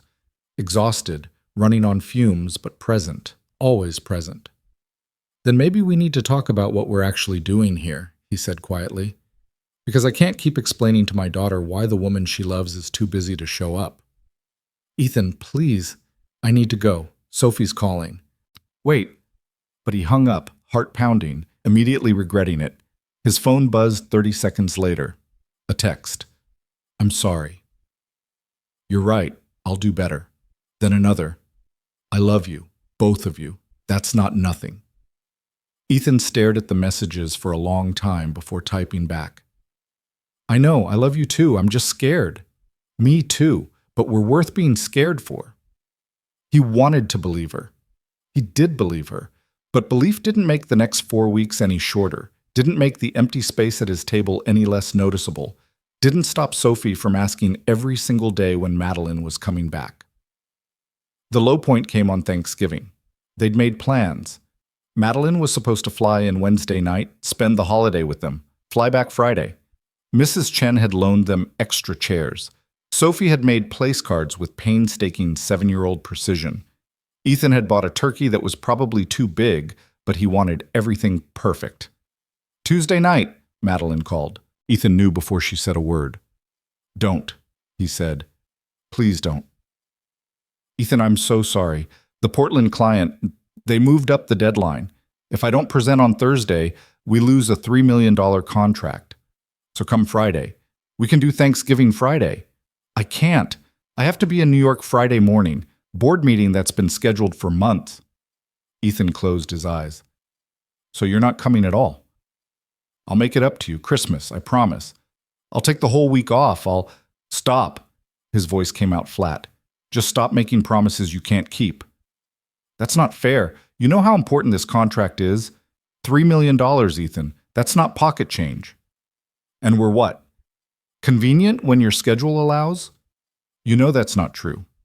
Do I? Because from where I'm sitting, you've chosen work over us 3 times in the last month. Missed calls, canceled plans, and now this. I have responsibilities. People depending on me. I can't just abandon... What about us? Don't we depend on you too? Ethan's voice rose. Or are we just the thing that makes you feel good when the real life gets too hard? How dare you? Madeline's voice went cold. I have been killing myself trying to balance everything. Working twice as hard so I can create space for visits. Taking red eyes and missing sleep and rearranging my entire life. And you're acting like I'm doing this on purpose. Aren't you? Choosing the safe thing, work, over the scary thing, us? That's not... She stopped. I can't do this right now. I have a presentation to finish. Of course you do. What's that supposed to mean? It means there's always something more important, always. And Sophie and I are starting to realize where we rank. Silence. Then quietly, if that's what you really think, maybe we should take a break. The words landed like a punch. A break. Until I can figure out how to do this better. Until things calm down at work. Until you can fit us into your schedule? Until we're convenient? Ethan laughed bitterly. You know what? Fine. Take your break. Take all the time you need. Ethan, I have to go tell my daughter that the woman she loves isn't coming for Thanksgiving again. He hung up. This time, she didn't call back. Sophie took the news better than he expected, which was to say, she went quiet. Didn't cry, didn't throw a tantrum, just nodded and went back to coloring. But that night, Ethan found her place cards in the trash, torn into tiny pieces. "Baby," he said, kneeling beside her bed, "we can still have a nice Thanksgiving, just us, like old times." "I don't want old times." Sophie's voice was small. "I want Madeline." "I know, me too. Did we do something wrong? Is that why she's not coming?" "No, baby, no. She just has work, important work." "More important than us?" Ethan didn't have an answer for that. They spent Thanksgiving at Mrs. Chen's apartment with 6 other neighbors who had nowhere else to go. The food was good. The company was kind. Sophie smiled and played with Mrs. Chen's grandkids who were visiting. But Ethan saw the way she kept checking his phone, hope flickering across her face every time it buzzed. Madeline didn't call, didn't text, nothing. By Friday, Ethan was equal parts furious and heartbroken. He threw himself into normalcy, park time, library books, helping Sophie with homework. They went to Pho Than Do, and Ba took one look at his face and made him her special soup without asking. "Where is your pretty friend?" she asked, setting down the bowl. "New York." "Ah," Ba nodded knowingly. "Too busy for soup?" "Too busy for a lot of things." "You fight?" "Something like that." Ba patted his shoulder. "Love is hard, distance is harder, but good soup helps everything." Ethan almost smiled. "I don't think soup can fix this." "You'd be surprised what soup can fix. Eat." That night, after Sophie was asleep, Ethan finally allowed himself to fall apart. He sat on his balcony in the freezing November air and let himself feel everything he'd been pushing down: anger, grief, betrayal, loss. Not just losing Madeline, but losing the version of himself that had started to believe happiness was possible again. His phone buzzed. A text from an unknown number. "This is Marcus, Ms. Sterling's assistant. She asked me to let you know she's okay. Working, not ignoring you on purpose. She wanted you to know." Ethan stared at the message. She couldn't even text him herself? Had to send her assistant? He typed back, "Tell Ms. Sterling thank you for the update. We're fine." 3 dots appeared, disappeared, appeared again. "For what it's worth, she's a mess. Haven't seen her like this ever. Whatever happened between you two, she cares. A lot." Ethan wanted to throw his phone off the balcony. Instead, he typed, "Caring isn't enough." No response. He hadn't expected one. December arrived with snow and silence. Sophie stopped asking about Madeline after the first week. Ethan stopped checking his phone every 5 minutes after the second. By week 3, it almost felt like the whole thing had been a dream. A beautiful, painful, completely impractical dream. Then, on a Tuesday afternoon while Ethan waited outside Sophie's school, his phone rang. Not Madeline. Her business partner, someone named Richard, whose voice carried the weight of expensive education and inherited wealth. "Mr. Brooks?" "Richard Chen, Sterling Consulting. I hope I'm not catching you at a bad time." "Depends on why you're calling." "I wanted to apologize for Madeline, for Thanksgiving, for—" He sighed. "She's been impossible since then. Snapping at everyone, missing meetings, making uncharacteristic mistakes. Yesterday, she almost cost us a client because she wasn't paying attention." "Why are you telling me this?" "Because I've known Madeline for 15 years, since business school, and I've never seen her like this. Whatever happened between you two, it's destroying her." Ethan's chest tightened. She made her choice. Did she, or did she panic? Richard paused. "Look, I don't know you, don't know what you mean to her, but I know Madeline. She's brilliant, driven, and absolutely terrified of needing anyone. Her father was the same way. Worked himself to death trying to prove he didn't need help, didn't need support, could do everything alone. Madeline watched him die from that stubbornness. And now she's following the exact same path." "What do you want me to do about it?" "I don't know. Maybe nothing. Maybe I'm overstepping. But she has a contract negotiation in Seattle next week. Boeing. She's been avoiding it, trying to send someone else. I told her if she doesn't go, she's fired." "You can't fire her. She owns half the company. Technically true, but I can make her life hell until she does what she needs to do. Richard's voice softened. She needs to face this, Mr. Brooks. Face you. Face whatever she's running from.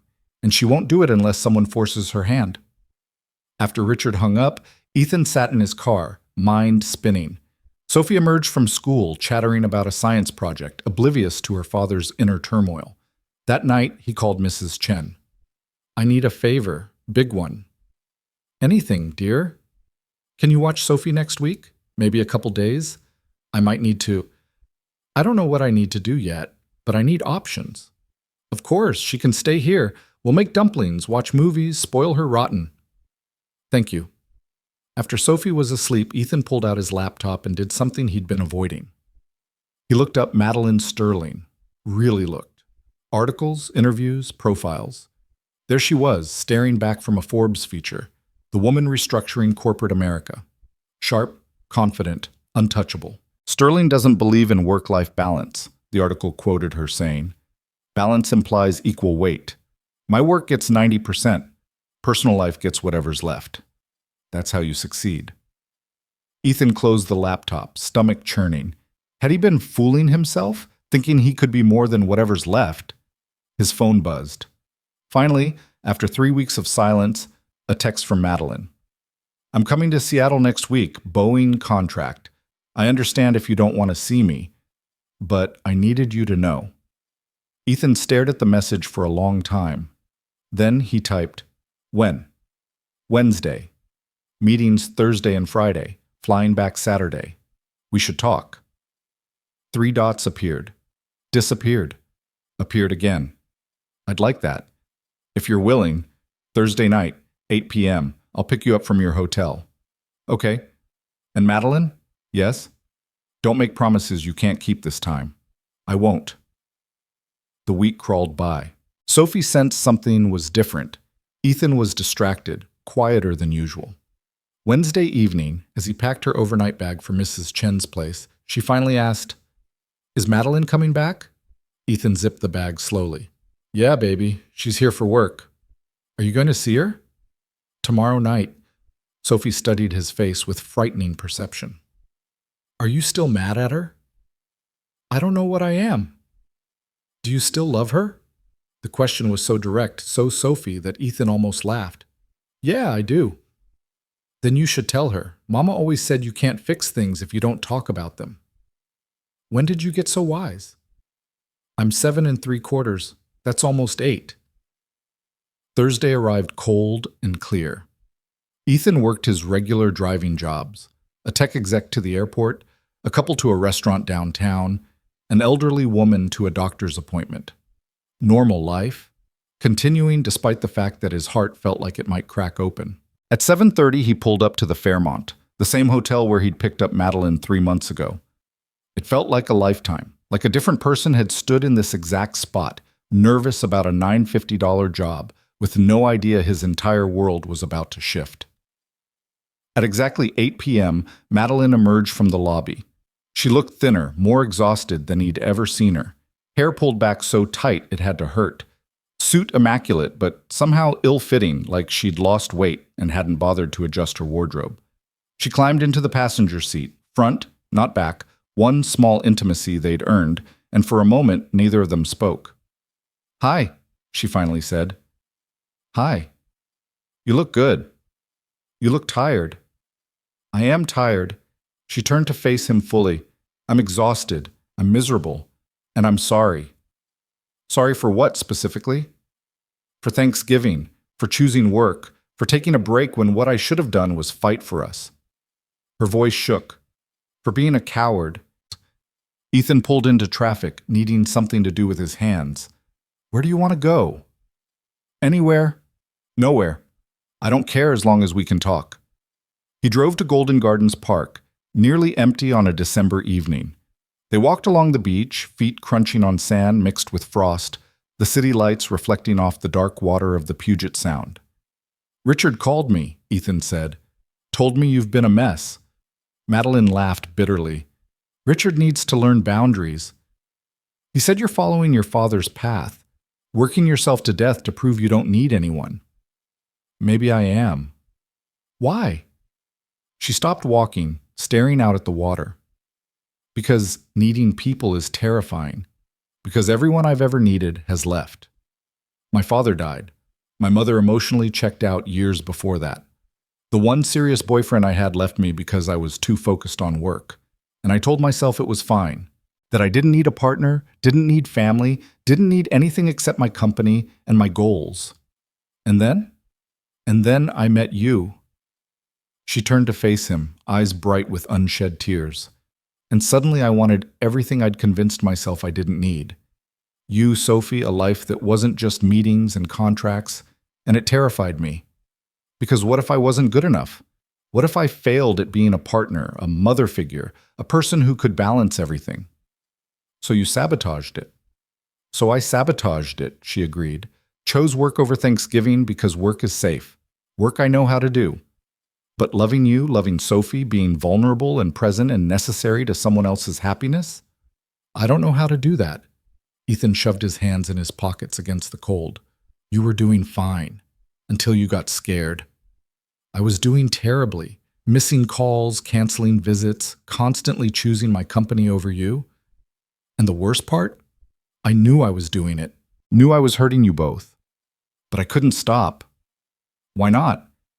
Because stopping meant admitting this was real, that you weren't just a beautiful interlude, but something permanent, something that would require me to change my entire life. She wiped her eyes. Do you know what I did after our fight? After you hung up on me? What? I worked until 4 in the morning, answered every email, completed every task, made myself indispensable to 6 different clients, anything to avoid thinking about what I'd just lost. She laughed, hollow and broken. And the next day, Richard found me asleep at my desk and asked me what the hell I was doing, and I couldn't answer him, because I didn't know. They walked in silence for a while, the cold seeping through their coats, turning their breath to fog. Finally, Ethan spoke. I can't do this halfway, Madeline. I can't be the thing you fit in between meetings. Sophie can't be the person you love when it's convenient. We need more than that. I know. Do you? Because you keep saying you know, but your actions say something different. Madeline stopped walking. Then let me show you instead of tell you. How? She pulled out her phone, fingers shaking from cold or nerves or both. After a moment, she turned the screen toward him. An email sent that morning. To Richard Chen. From Madeline Sterling. Restructuring proposal. Richard, I'm stepping down as CEO. Effective January 1st. You've earned it. You've been covering for my failures for months. It's time to make it official. I'll stay on as a senior consultant, work remotely, take only the clients I want. No more 60-hour weeks. No more cross-country flights every week. No more choosing work over life. It's time to find out who I am when I'm not my father's daughter. M. Ethan stared at the email, then at Madeline. You're serious? Completely. Richard's response is on the next page. He said it's about damn time and also that I'm still required to attend quarterly board meetings. But your company, your father's legacy, will survive without me running it into the ground trying to prove I'm worthy of his memory. She took Ethan's hands. I've been thinking about what you said, about Sophie asking if you were real, and I realized I've been treating this like a fantasy too. Something beautiful but impossible. But it's not impossible. I just have to choose it. What about New York, your apartment, your life there? I haven't lived in that apartment in any real sense for 2 years. It's a hotel I pay mortgage on. She squeezed his hands. But Seattle. Seattle has you, and Sophie, and Boz Soup, and a life I actually want to be part of. Ethan's heart was hammering. You're moving here? If you'll have me. Not immediately. I need to wrap things up in New York, find a place here, figure out the logistics. But yeah, I'm moving here. That's insane. I know. You're giving up everything. I'm giving up nothing that matters and gaining everything that does. Ethan pulled her close, buried his face in her hair that smelled like her expensive shampoo and airplanes and 3 months of missing her. This is really happening. If you want it, if you're willing to give me another chance. What about work? You'll resent me eventually, resent giving everything up. I'm not giving it up. I'm reshaping it. Remote consulting, flexible schedule, choosing quality clients over quantity. She pulled back to look at him. I'll still work, still be ambitious, but I'll also be present. For you, for Sophie, for us. And if it doesn't work? If you get here and realize you hate Seattle rain and miss New York, and she kissed him, firm, decisive, shutting down his spiral. Then we'll figure it out, together, like people who love each other do. I'm still scared. Me too. But I'm more scared of living the rest of my life wondering what could have been if I'd been brave enough to try.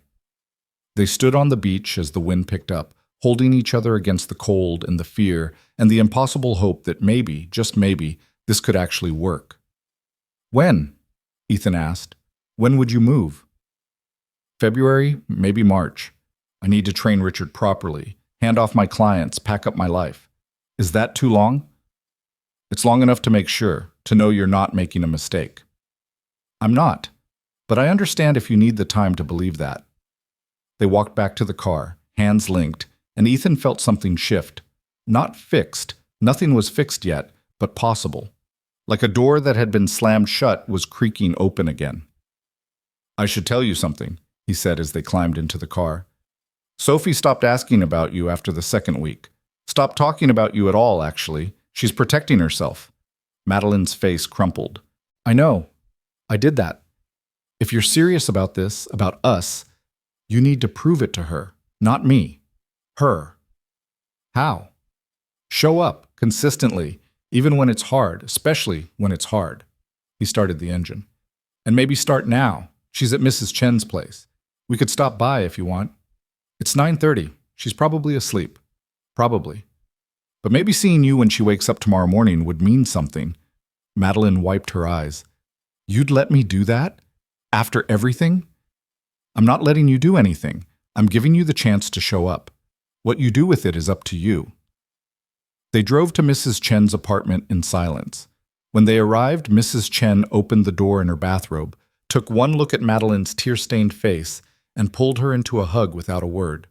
She's asleep, Mrs. Chen whispered. But you can see her if you're quiet. Madeline followed Ethan to the guest bedroom where Sophie was curled up with Mr. Whiskers, one hand tucked under her cheek. Madeline knelt beside the bed, watching her breathe, and something in her face broke and reformed all at once. I'm so sorry, she whispered. I'm so sorry. Sophie stirred, eyes opening slowly. For a moment, she just stared, like she was seeing a ghost, something impossible made real. Then her face crumpled and she launched herself at Madeline, nearly knocking her over. You came back, Sophie sobbed into Madeline's shoulder. I thought you forgot about us. Never. I could never forget about you. Madeline held her tight, rocking slightly. I'm sorry I wasn't here for Thanksgiving. I'm sorry I hurt you. I'm going to do better. I promise. Don't promise if you can't keep it, Sophie said, echoing Ethan's words. Then I won't promise. I'll just show you, every day. Starting now. Sophie pulled back, wiping her eyes. Are you staying? For real this time? Madeline looked at Ethan, who nodded. I'm moving here. To Seattle. It's going to take a couple of months, but yeah, I'm staying. Really? Really? Sophie threw her arms around Madeline again, and Ethan watched them. His daughter and the woman he loved clinging to each other like lifelines, and felt hope bloom in his chest for the first time in 3 weeks.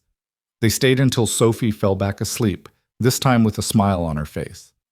Madeline didn't want to leave, kept finding excuses to stay just a few more minutes, until finally Ethan gently pulled her away. Outside in the hall, Madeline leaned against the wall and slid down to sit on the floor. I can't believe how close I came to losing that. Ethan sat beside her. But you didn't. Only because you let me back in. Why? After how badly I screwed up?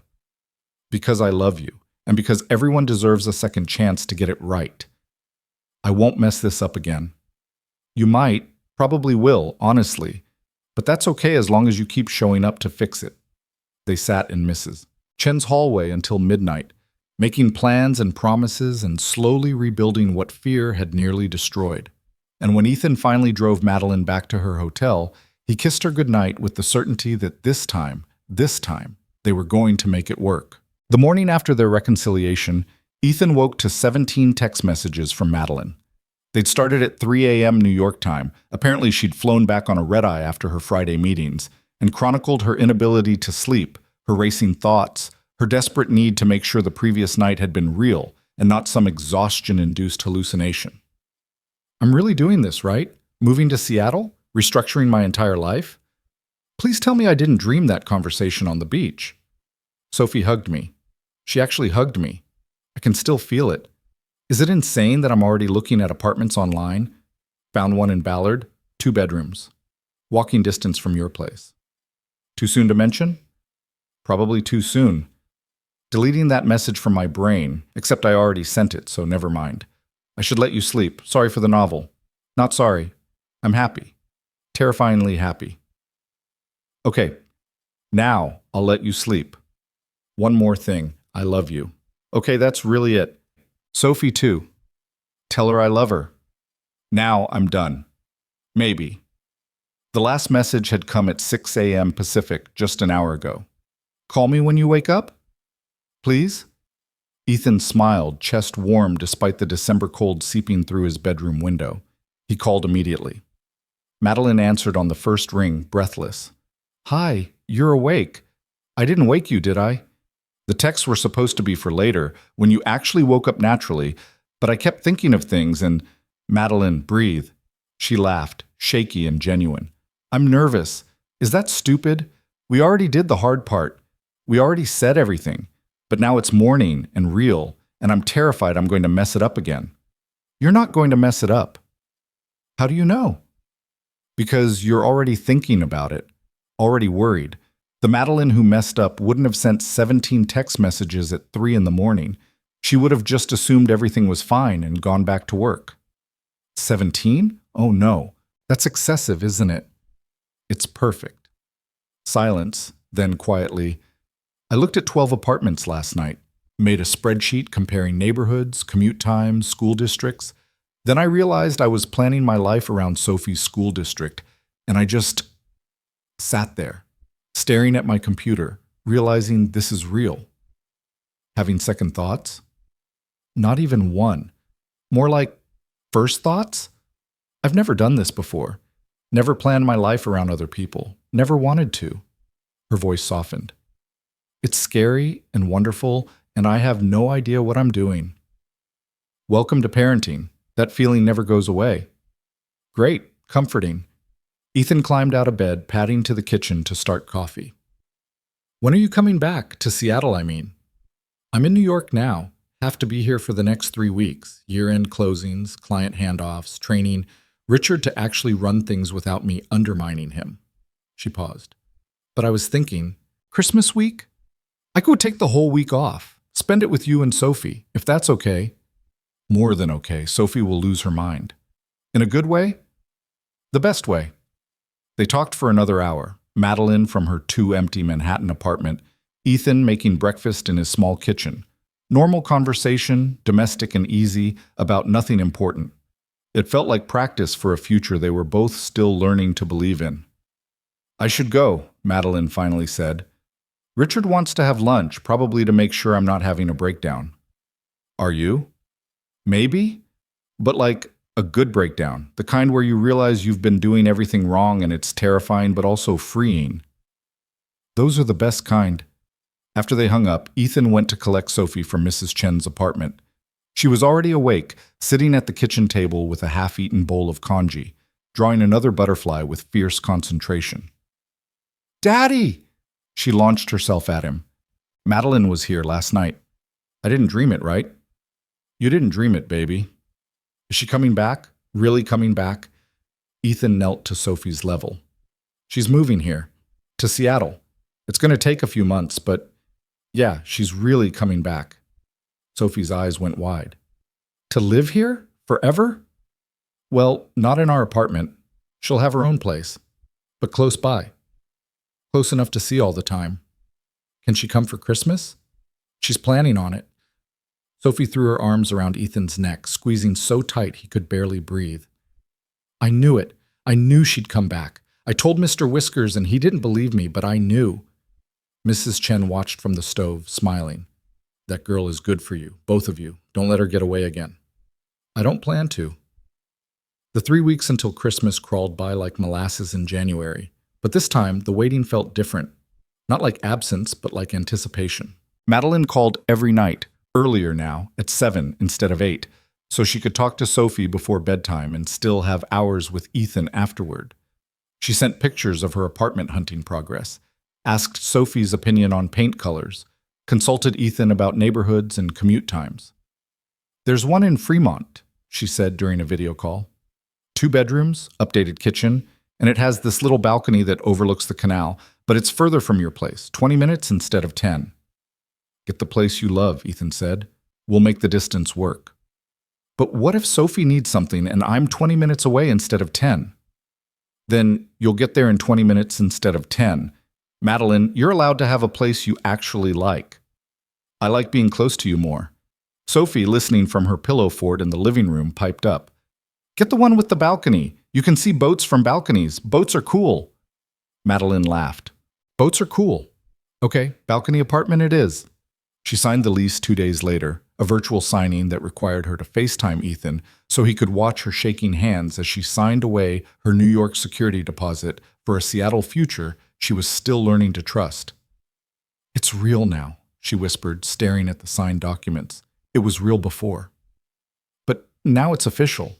I have a Seattle address, a place to live, a home. Not quite a home yet. That takes time. Will you help me? Make it feel like home? Her eyes were bright with unshed tears. I don't know how to do this. My New York apartment is just furniture and artwork and nothing that matters. I want this one to be different. We'll figure it out together. Sophie poked her head into frame. Can I help pick curtains? I'm really good at curtains. You've never picked curtains in your life, Ethan said. But I would be good at it. I have vision. Madeline was laughing now, the tears spilling over. I would love your help with curtains, Sophie. And maybe a butterfly garden on the balcony? For spring? Absolutely, a butterfly garden. December 23rd arrived cold and bright. Ethan and Sophie left for the airport at 4 p.m., Sophie bouncing in her car seat like she'd forgotten how to sit still. She'd dressed herself in her yellow dress, the one Claire had bought, the one she'd hemmed twice, the one that meant something, and insisted on bringing Mr. Whiskers for moral support. What if she changed her mind? Sophie asked as they parked. What if she's not on the plane? She'll be there. But what if, Sophie, breathe. She'll be there. They waited at arrivals, Sophie clutching Ethan's hand, eyes locked on the automatic doors. Every person who emerged made her tense with hope, then deflate with disappointment. 10 minutes passed. 15. Maybe her flight was delayed, Sophie whispered. Then the doors opened and Madeline walked through. Not in her business suit, but in jeans and a sweater, hair loose around her shoulders, carrying a small suitcase and the biggest smile Ethan had ever seen. Sophie screamed, and ran. Madeline dropped her suitcase and caught her, spinning her around, both of them laughing and crying simultaneously. You came, Sophie sobbed into Madeline's shoulder. You really came. I promised, didn't I? You're staying the whole week? The whole week. And then I'm coming back in February. And then I'm never leaving again. Ethan watched them, heart so full it hurt. When Madeline finally set Sophie down and looked at him, her eyes said everything her mouth couldn't form into words. He closed the distance between them and kissed her, soft, careful, aware of Sophie watching but unable to stop himself. Madeline kissed him back, one hand tangling in his hair, the other still holding Sophie's small fingers. Welcome home, Ethan whispered against her lips. I'm not home yet. Still have to move, remember? You're home enough. They drove back to Ballard through light December snow, Sophie chattering about all her Christmas plans. They'd made cookies, 73 of them, various shapes and sizes, most slightly burned. They'd picked out a tree, small, Charlie Brown-esque, but Sophie had insisted it was perfect. They'd wrapped presents. Sophie's wrapping job looked like a tornado had hit a paper factory, but she was proud. And we got you a present, Sophie announced, but you can't open it until Christmas. Those are the rules. I got you presents too, Madeline said, but same rules. Did you get Daddy a present? I did. Sophie grinned. Is it mushy? Adult presents are always mushy. Maybe a little mushy. Gross, but okay. The apartment looked different with Madeline in it. Smaller, warmer, more complete. She set down her suitcase and just stood in the living room, taking it all in. The Charlie Brown tree with its crooked star. The 73 cookies arranged on every available surface. Sophie's artwork covering the refrigerator. The photo of Claire still on the mantel, smiling her eternal smile. It's perfect, Madeline said quietly. It's chaos, Ethan corrected. Perfectly chaotic, the best kind. That night, after Sophie finally went to bed, an hour later than usual because she kept finding excuses to come back out and check that Madeline was still there, Ethan and Madeline sat on the couch with mugs of tea, not quite touching but close enough to feel each other's warmth. I have something to tell you, Madeline said. About work. Ethan's stomach dropped. You're not stepping down. No, I'm still stepping down, but Richard and I worked out a different arrangement. She turned to face him. I'm keeping 3 clients, just 3. All remote work except for quarterly in-person meetings. It's about 20 hours a week instead of 80. And you're okay with that? I'm terrified of it. What if I'm not enough with just 20 hours? What if I'm only valuable when I'm indispensable? She set down her tea with shaking hands. But I'm also excited. For the first time in my life, I'll have time for you, for Sophie, for figuring out who I am when I'm not working. What if you hate it? Then I'll adjust, add more clients, find a balance that works. She took his hand, but I have to try. I can't keep living like my father did, working until there's nothing left. Ethan squeezed her hand. Your father would be proud of you for choosing differently. Would he? Or would he think I'm weak for giving up? He'd think you're brave for choosing life. Madeline leaned against him, head on his shoulder. I called my mother yesterday, told her about the move, about you and Sophie, about everything. How'd that go? She cried, said she thought she'd lost me the same way she lost my father, to work, to ambition, to the belief that nothing matters except legacy.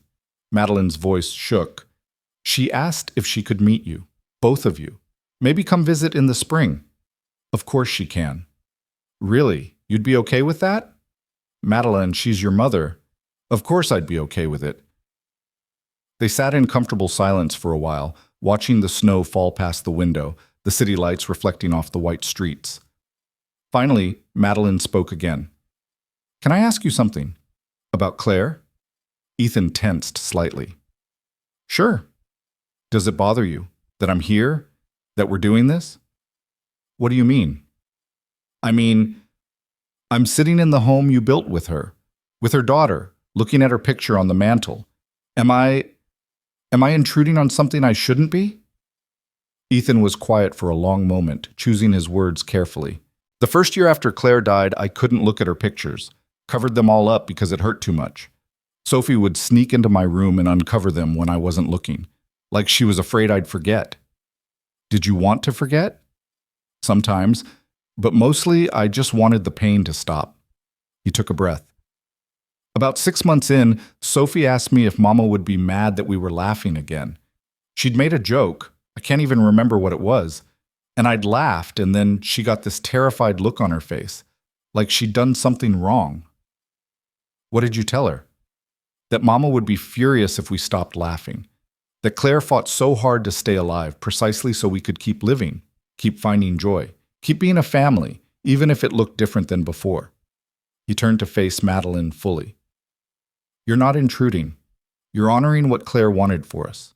For Sophie to have a mother figure, for me to have a partner, for our family to grow instead of just surviving. Madeline's tears spilled over. I want to be worthy of that. You already are. How can you know? Because you're here. Because you gave up everything safe to take a chance on us. Because Sophie loves you and kids have perfect instincts about these things. He wiped her tears with his thumb.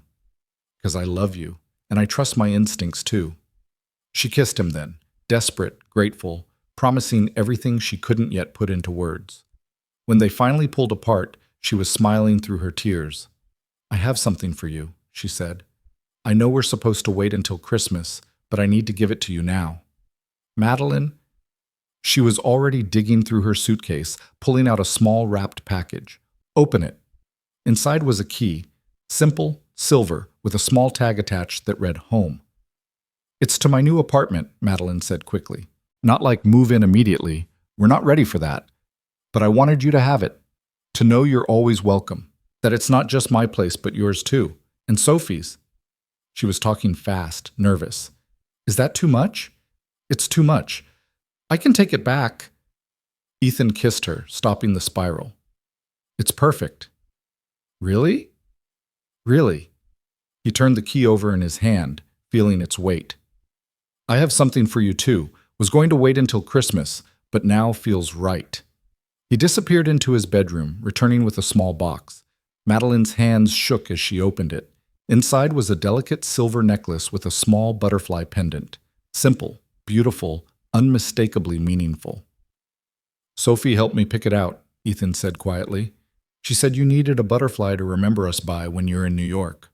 For the next 2 months until you move. Madeline couldn't speak, could only nod as fresh tears streamed down her face. Ethan took the necklace and fastened it around her neck. She touched the pendant like it was made of glass, like it might disappear if she looked away. I'll never take it off, she whispered. You don't have to. I'll never take it off, she repeated, firm. It's perfect. You're perfect. This is perfect. We're far from perfect. Perfectly imperfect, then.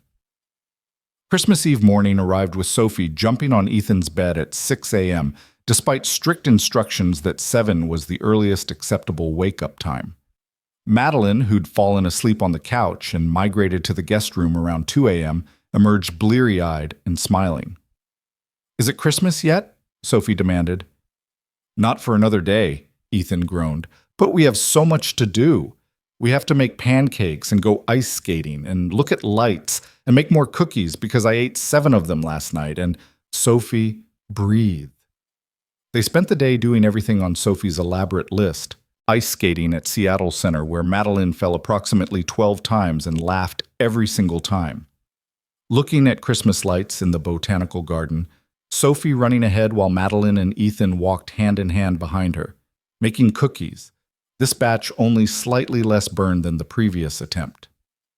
That evening, they went to Fontainebleau. Ba took one look at the 3 of them together and started crying. You came back, she said to Madeline, pulling her into a tight hug. Smart girl. Finally smart. Finally, Madeline agreed.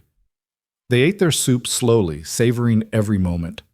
Sophie told Ba about Madeline's new apartment, about the butterfly garden they were going to plant, about how Madeline was moving to Seattle forever and ever. Forever is long time, Ba said, but she was smiling. I know, Madeline replied, catching Ethan's eye. I'm counting on it. Christmas morning arrived with Sophie's shriek of joy at 7 a.m. exactly. She'd been watching the clock, waiting for acceptable wake-up time. Presents were opened in a flurry of paper and excitement. Sophie got books about butterflies, art supplies, and a telescope for stargazing. Ethan got a new watch from Madeline, simple, elegant, with an inscription on the back that read, All the Time in the World. When it was Madeline's turn, Sophie thrust a poorly wrapped package at her. This one's for me. I made it myself. Well, mostly myself. Daddy helped with the hard parts. Inside was a painting, Sophie's best work, painstaking and detailed. It showed 3 figures on a beach, a man, a woman, and a small girl. They were holding hands, watching the sunset, and in the sky above them flew a dozen butterflies in various colors. That's us, Sophie explained unnecessarily. At Golden Gardens, where you and Daddy talked. I added the butterflies because butterflies mean transformation and becoming new, and I thought that fit. Madeline couldn't speak, could barely breathe. She pulled Sophie into her lap and held her tight, tears streaming down her face. Do you like it? Sophie asked, worried. I love it. It's the most beautiful thing anyone's ever given me. Really? More beautiful than jewelry? More beautiful than anything, Sophie beamed, then scrambled off Madeline's lap. Okay, now you have to open Daddy's present because I helped with that too, and it's really good. Ethan handed her a small envelope, suddenly nervous. It's not much, just, well, you'll see. Inside was a photograph. Ethan and Sophie at the park, taken the day Madeline had pushed Sophie on the swings. But Madeline was in the photo too, captured in profile, head thrown back, laughing with pure joy. Ethan had somehow gotten all three of them in one frame.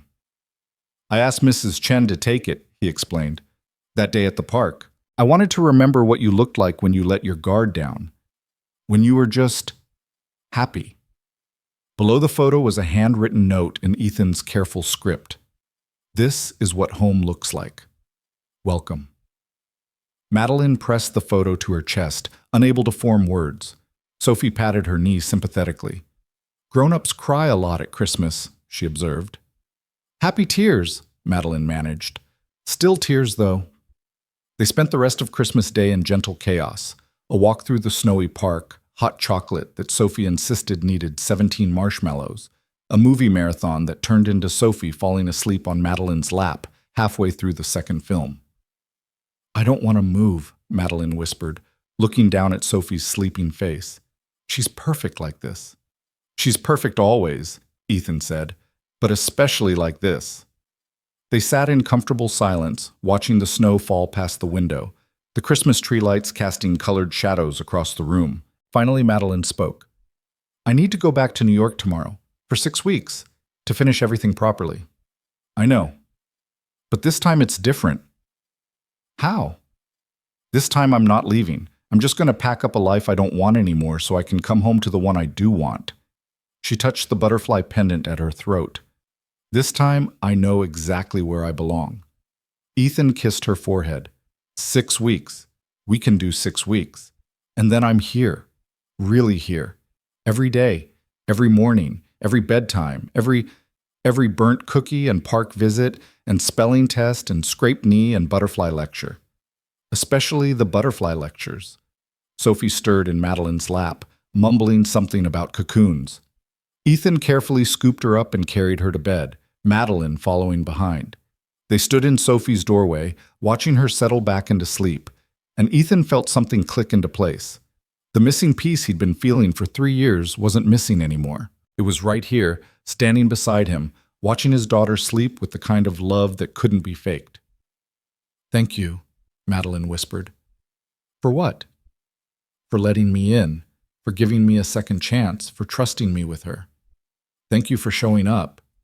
They stood there for a long time, neither wanting to move, neither wanting the moment to end. Finally, reluctantly, they returned to the living room. Tell me about New York, Ethan said. What's left to do before you can leave? Madeline settled onto the couch, and for the next hour she walked him through her exit strategy.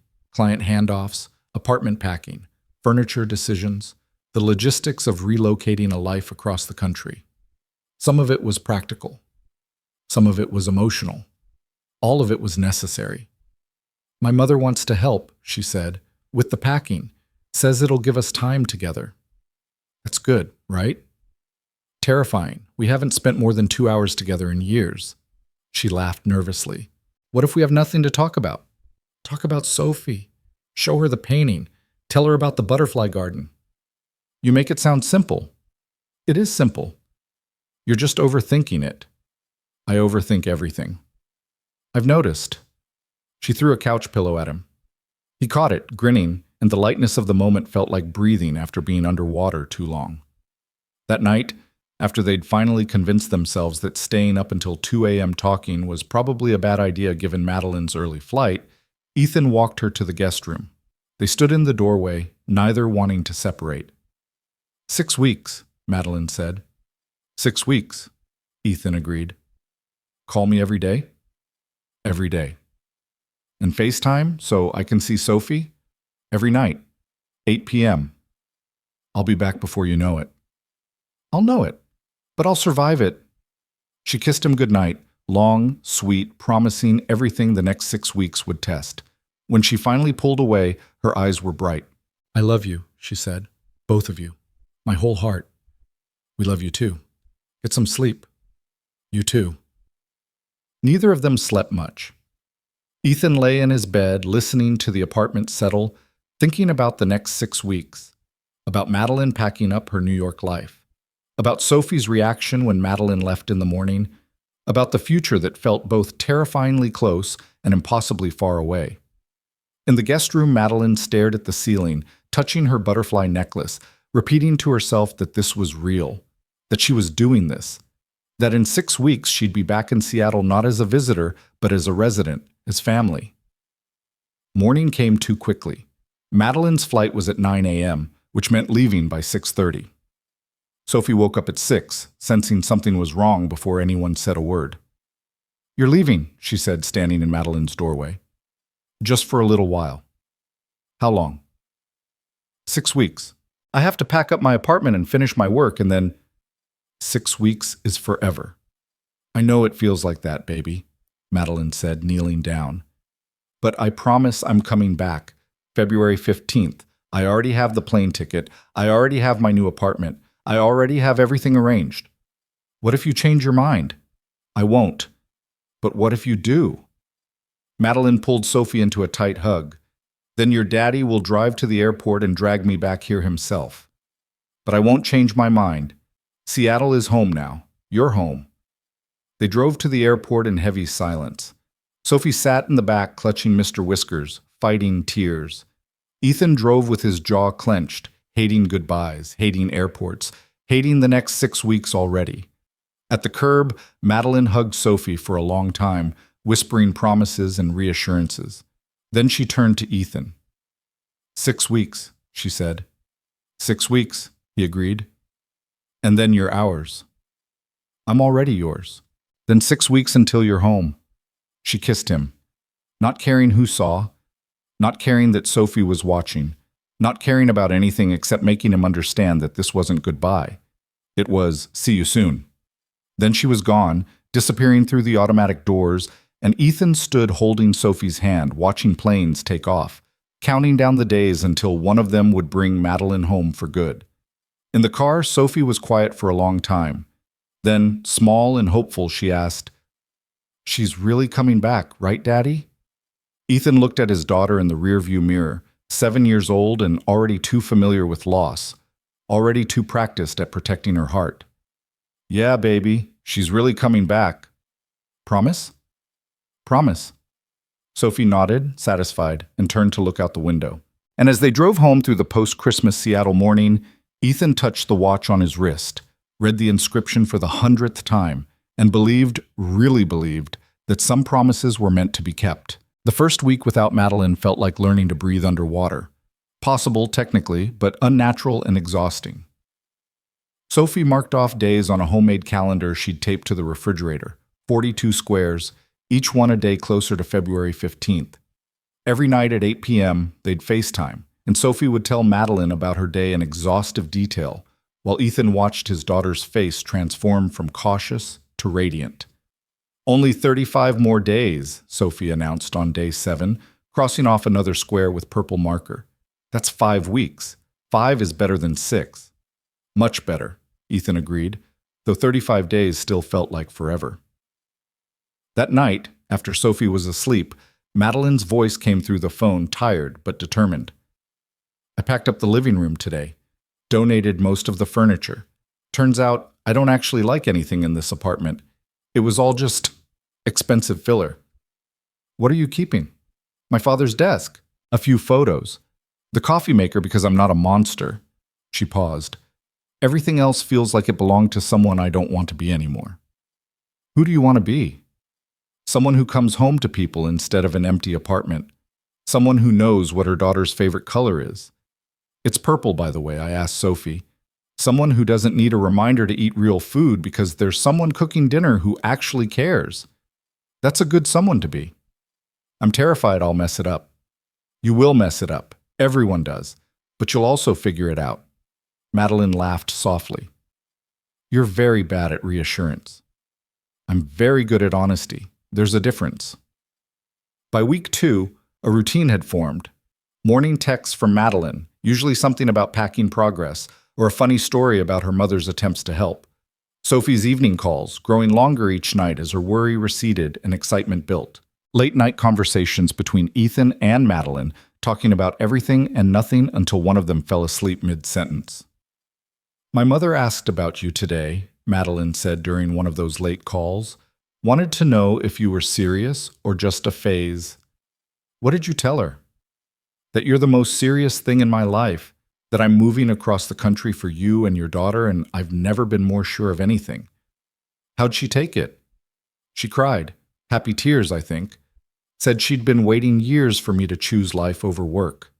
Madeline's voice cracked. She's coming to visit in March. Wants to meet you both properly. Is that okay? Of course it's okay. She's your mother. She might be intense. She'll probably ask you inappropriate questions about your intentions. She'll definitely tell embarrassing stories about my childhood. Sounds perfect. You say that now. Week 3 brought complications. Richard called Ethan directly, which was both unexpected and mildly terrifying. She's panicking, Richard said without preamble. Won't admit it, but I know her. She's second-guessing everything. Ethan's stomach dropped. Did she say that?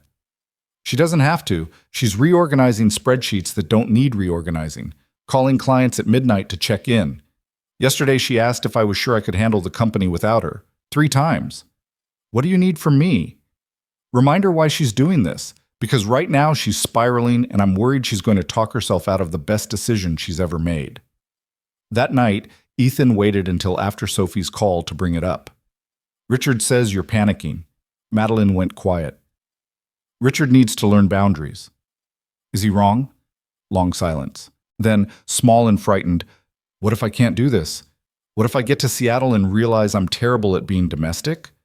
What if Sophie realizes I'm not her real mother and resents me? What if you realize I'm too broken to fix? Madeline, listen to me. You're not broken. You're just human. What if human isn't enough? It's all any of us are. Ethan took a breath. You want to know what Sophie asked me yesterday? She asked if you were going to be her real mom or just her dad's girlfriend, and I didn't know how to answer because we haven't talked about it. But you know what she said when I told her I wasn't sure? What? She said it didn't matter what we called it. She said you already felt like her mom because you show up and you listen and you care about butterfly facts. That's what makes someone family. Not blood, not paperwork, just showing up. He heard Madeline's breath hitch. I'm showing up. I promise I'm showing up. I know. Richard knows. Everyone knows except you. I'm scared, Ethan. Good. That means you care. Now stop reorganizing spreadsheets and finish packing. She laughed through her tears. I really hate that Richard called you. I really love that he did. By week 4, the apartment in New York was mostly empty. Madeline sent pictures, bare walls, boxes stacked high, the physical evidence of a life being dismantled. Her mother had come every day, helping pack, asking questions, slowly rebuilding a relationship that had been neglected for too long. She told me something yesterday, Madeline said during their nightly call. About my father. About the year before he died. What about him? Apparently he'd been planning to step back. To semi-retire, let Richard take over more responsibility. He wanted to travel with my mother, spend time with family, actually enjoy the company he'd built instead of being consumed by it. Her voice broke. But then he got sick, and he never got the chance. And I watched him die still working, still pushing, still trying to prove something that didn't need proving. And you were about to do the same thing. I was already doing it. For 2 years I've been following his path exactly, working myself to death trying to honor his memory. But that's not what he wanted. He wanted to live. He just ran out of time. You haven't run out of time. No. Thanks to you, I haven't.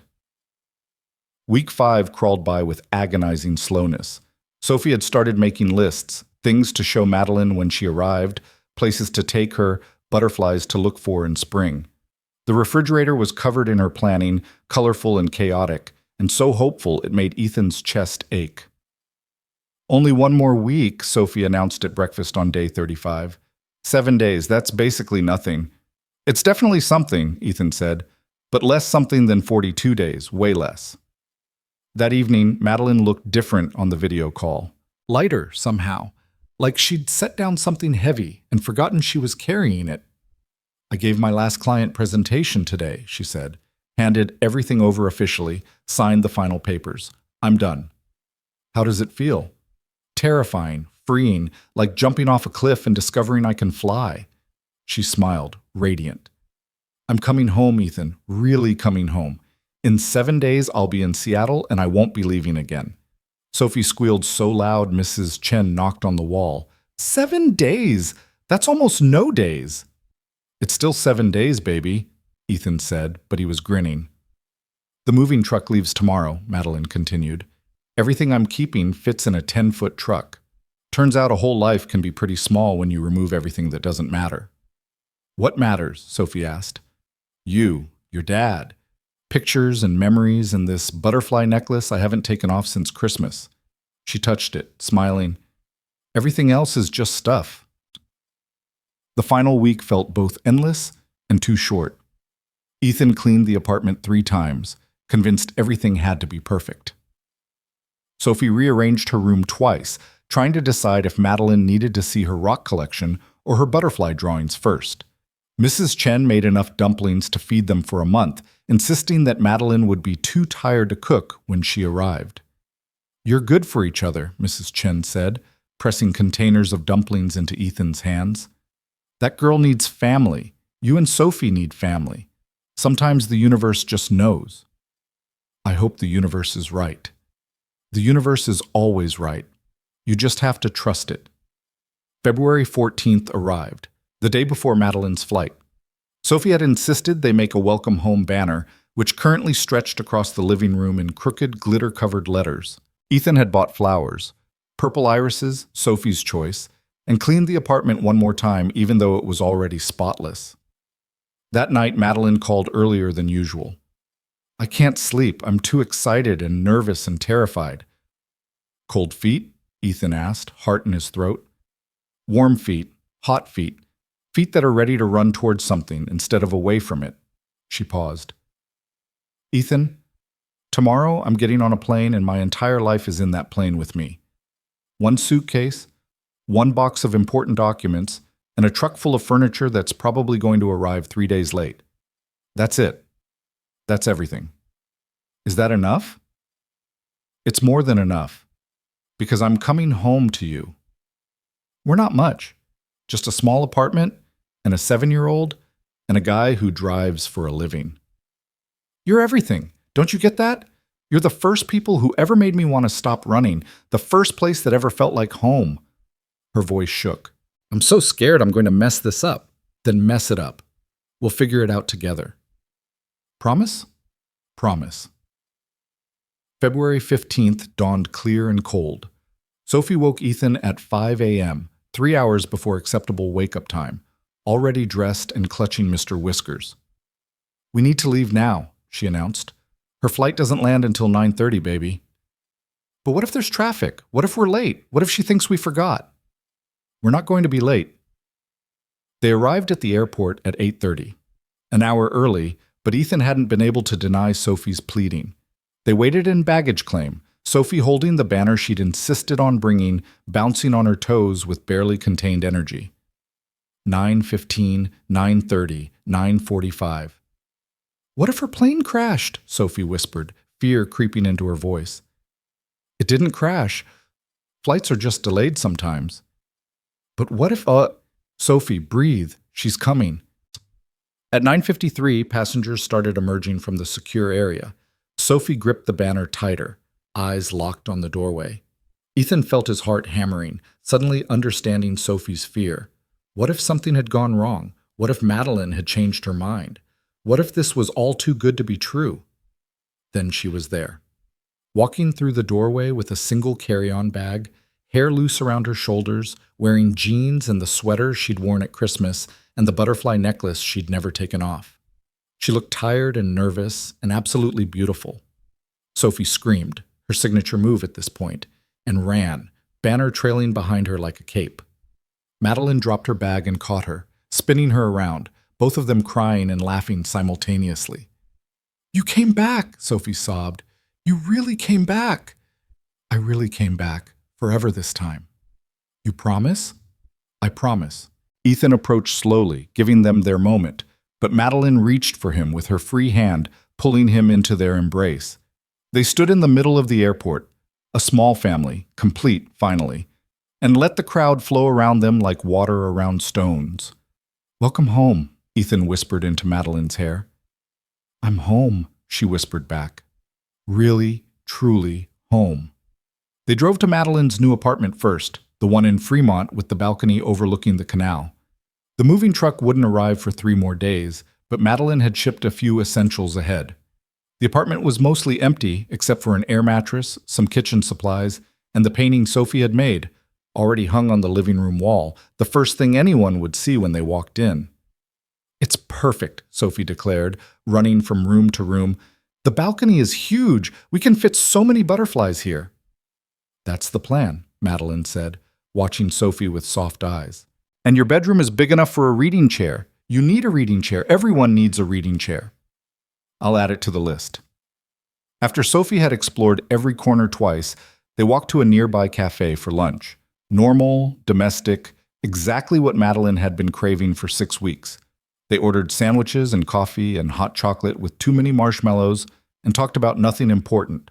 Sophie's upcoming science project, Ethan's new driving clients, Madeline's plan to join the local community garden.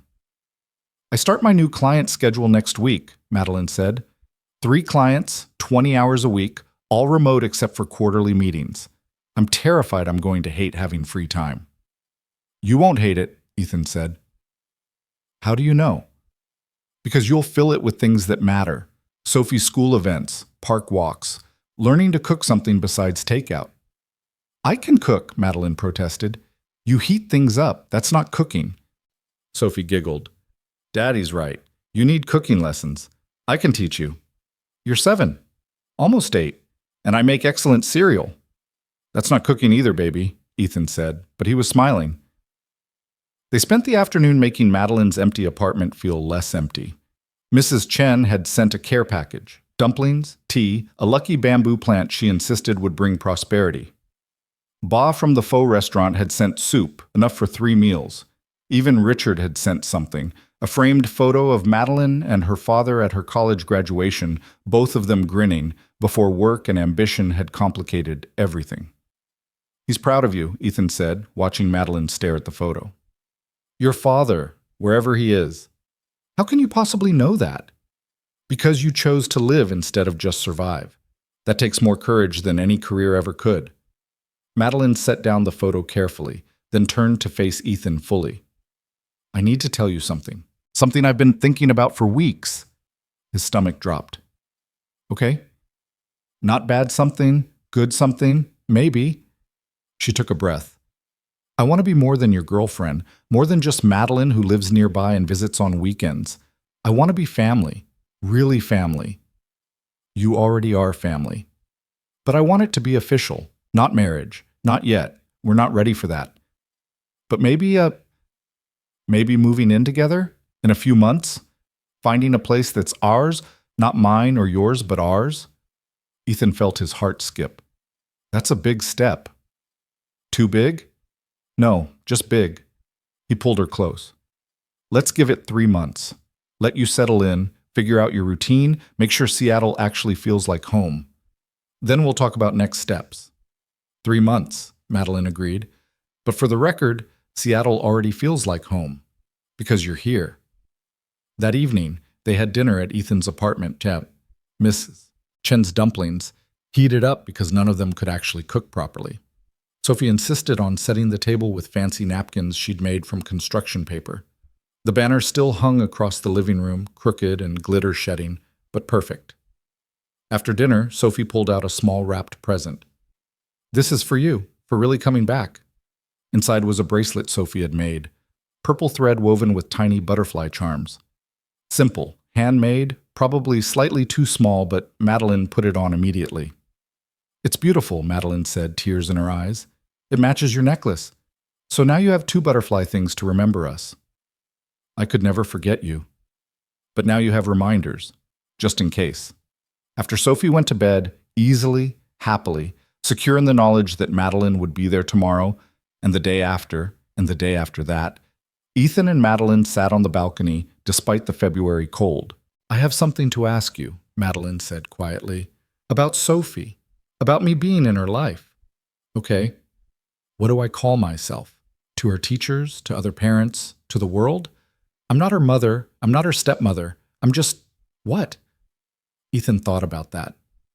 "What do you want to be?" "I want to be her mom. Not her only mom. Claire will always be her first mom, her real mom. But I want to be the one who shows up for parent-teacher conferences and school plays and scraped knees. I want to be the one she calls when she's scared or excited or just needs to talk. Her voice broke. I want to matter to her the way she already matters to me. You already do matter. She's been calling you my Madeline to everyone who'll listen. Not my dad's girlfriend, not the lady who visits. My Madeline. Really? Really? And when she's ready, when you're ready, maybe that evolves into something else.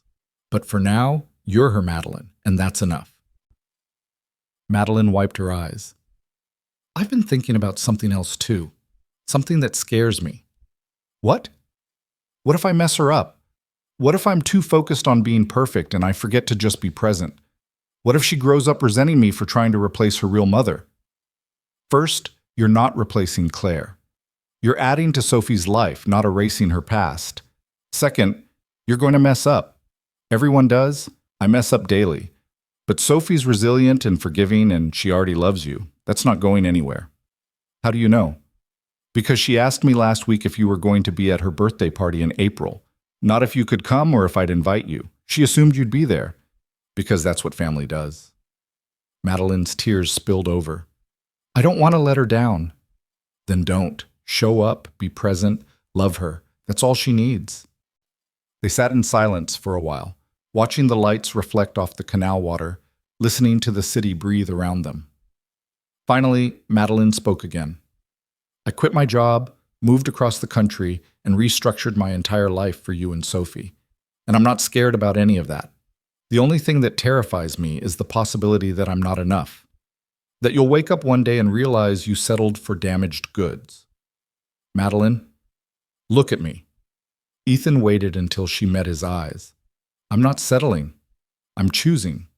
Every single day, I'm choosing you. Complicated, workaholic, sometimes difficult you. Because you're also brave and loving and willing to blow up your whole life for a chance at happiness. That's not damage, that's human. I love you, she whispered. So much it scares me. Good. I love you too. And it should scare you. That's how you know it matters. March arrived with rain and new routines. Madeline's furniture finally showed up, 4 days late, but intact. Ethan and Sophie helped unpack, turning the empty apartment into something that looked lived in. Sophie claimed a corner of the balcony for their future butterfly garden, already planning what to plant. Madeline settled into her new work schedule. 20 hours a week felt simultaneously like too much and not enough. She'd catch herself reaching for her phone to check emails that no longer existed, starting to stress about meetings she no longer had to attend. But then Sophie would call asking for help with homework, or Ethan would text inviting her for lunch, and she'd remember why she'd made this choice. How's the adjustment? Her mother asked during one of their weekly calls. Harder than I expected, easier than I feared. That's adulthood in a nutshell. I miss the work sometimes, the intensity, the feeling of being indispensable. But I don't miss who I was becoming. I don't miss sleeping 4 hours a night and forgetting to eat and measuring my worth in billable hours. Madeline looked around her apartment, Sophie's drawings on the fridge, Ethan's jacket on the back of her chair, signs of life everywhere. This is better. Scarier, but better. Your father would be proud. You keep saying that. Because it's true. He worked himself to death trying to build something that would outlast him. You're choosing to actually live while you can. That takes more courage than any career. By mid-March, the rhythm felt natural. Madeline would work mornings while Sophie was at school. Afternoons were for errands, grocery shopping, learning to cook real food with varying degrees of success. Evenings were for family, sometimes at Ethan's place, sometimes at Madeline's, sometimes at the park or the aquarium or Fotendo, where Ba had started setting a permanent spot for Madeline without asking. You're regular now, Ba declared one Friday evening. Family regular, that's best kind. Sophie's 8th birthday arrived in April with typical Seattle weather. Rain in the morning, sun in the afternoon, a rainbow at exactly the right moment. They had the party at Madeline's apartment, the space now full enough to hold Sophie's school friends and their chaos. Madeline had stressed for a week about party planning, consulting Pinterest and parenting blogs, and texting Ethan approximately 47 questions about 8-year-old preferences. "You're overthinking this," Ethan had said the night before. "I've never thrown a kid's birthday party. What if I mess it up?" "Then Sophie will still have a good time because she's 8 and easily entertained by pizza and cake." The party was chaotic and perfect. Sophie and her friends ran wild on the balcony, played games Madeline had carefully planned, and destroyed a butterfly-shaped cake with gleeful abandon. When it was time for presents, Sophie opened Madeline's gift last. A complete butterfly garden kit, everything needed to raise caterpillars into butterflies. "We can do it together," Madeline said nervously. "On the balcony. Watch them transform." Sophie threw her arms around Madeline's waist. "This is the best present ever. You're the best present ever."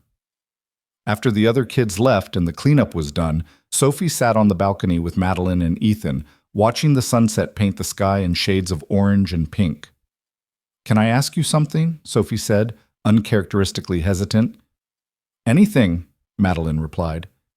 "Are you going to be my real mom, like, forever?" The question hung in the air. Ethan held his breath, giving Madeline space to answer. "I want to be," Madeline said carefully. "If that's okay with you. I know I can't replace your first mom. I don't want you to replace her. I want you to be my second mom." Sophie looked at Madeline with 8-year-old wisdom. "People can have 2 moms, right? One who's in heaven and one who's here?" "Yeah, baby. People can definitely have 2 moms." "Good. Because I asked Mama. I talk to her sometimes at night, and I think she'd like you. You push me on swings just like she did, and you listen to my butterfly facts even when they're boring." "They're never boring," Madeline said, voice thick with tears. "Sometimes they're a little boring," Sophie admitted. "But you pretend they're not. That's what moms do." That night, after Sophie had finally gone to sleep at Ethan's place, and Madeline had returned to her apartment, she called Ethan in tears. "She wants me to be her mom," Madeline sobbed. "Her real mom. Not just her dad's girlfriend. Her actual mom." "I heard. What do I do with that? How do I live up to that?" "The same way you've been doing it. Show up, listen, care." He paused. "You're already her mom, Madeline. She's just making it official." "I'm terrified I'm going to fail her." "You won't, and even if you stumble, we'll figure it out together. That's what families do." May brought the 3-month mark. True to their agreement, Ethan and Madeline sat down to discuss next steps. Madeline's lease was month to month. Ethan's apartment was small but manageable. The question was simple but enormous. Were they ready? "I think we should look for a new place," Ethan said. "Not mine, not yours, but ours. 3 bedrooms, 1 for Sophie, 1 for us, 1 for an office or guest room. Somewhere with a yard for that butterfly garden." "That's a big step." "I know, but we're already living like a family. Might as well make it official." "What does Sophie think?" "I haven't asked her yet. Wanted to make sure you were ready first." Madeline took a deep breath. "I'm ready, terrified, but ready." They told Sophie that weekend over ice cream at Molly Moon's. Her reaction was predictably enthusiastic. "A real house with a yard and a room for butterflies?" Sophie bounced in her seat. "Can we get a dog too?" "Let's start with the house," Ethan said. "But dogs love butterflies." That's not even remotely true. They spent the next month house hunting, a process that revealed exactly how different their priorities were. Ethan wanted practical, good schools, safe neighborhood, manageable mortgage. Madeline wanted perfect, updated kitchen, spa bathroom, architectural details. Sophie wanted a yard big enough for at least 17 butterflies. 17 is very specific, the real estate agent noted. "It's a good number," Sophie said seriously.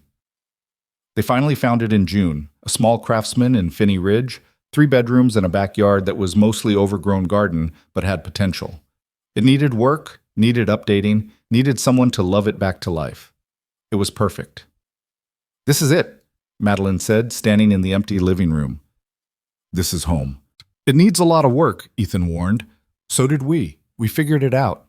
They moved in July 1st, a sweltering Seattle summer day that had everyone questioning their life choices by noon. Mrs. Chen brought dumplings. Bob brought soup despite the heat. Richard flew in from New York to help, mainly to confirm that Madeline was genuinely happy and not having a prolonged breakdown. "You look different," he said, watching Madeline direct furniture placement while Sophie ran circles around the movers. "Different how?" "Lighter. Like you finally figured out that success isn't measured in billable hours." "Took me long enough." "Better late than never."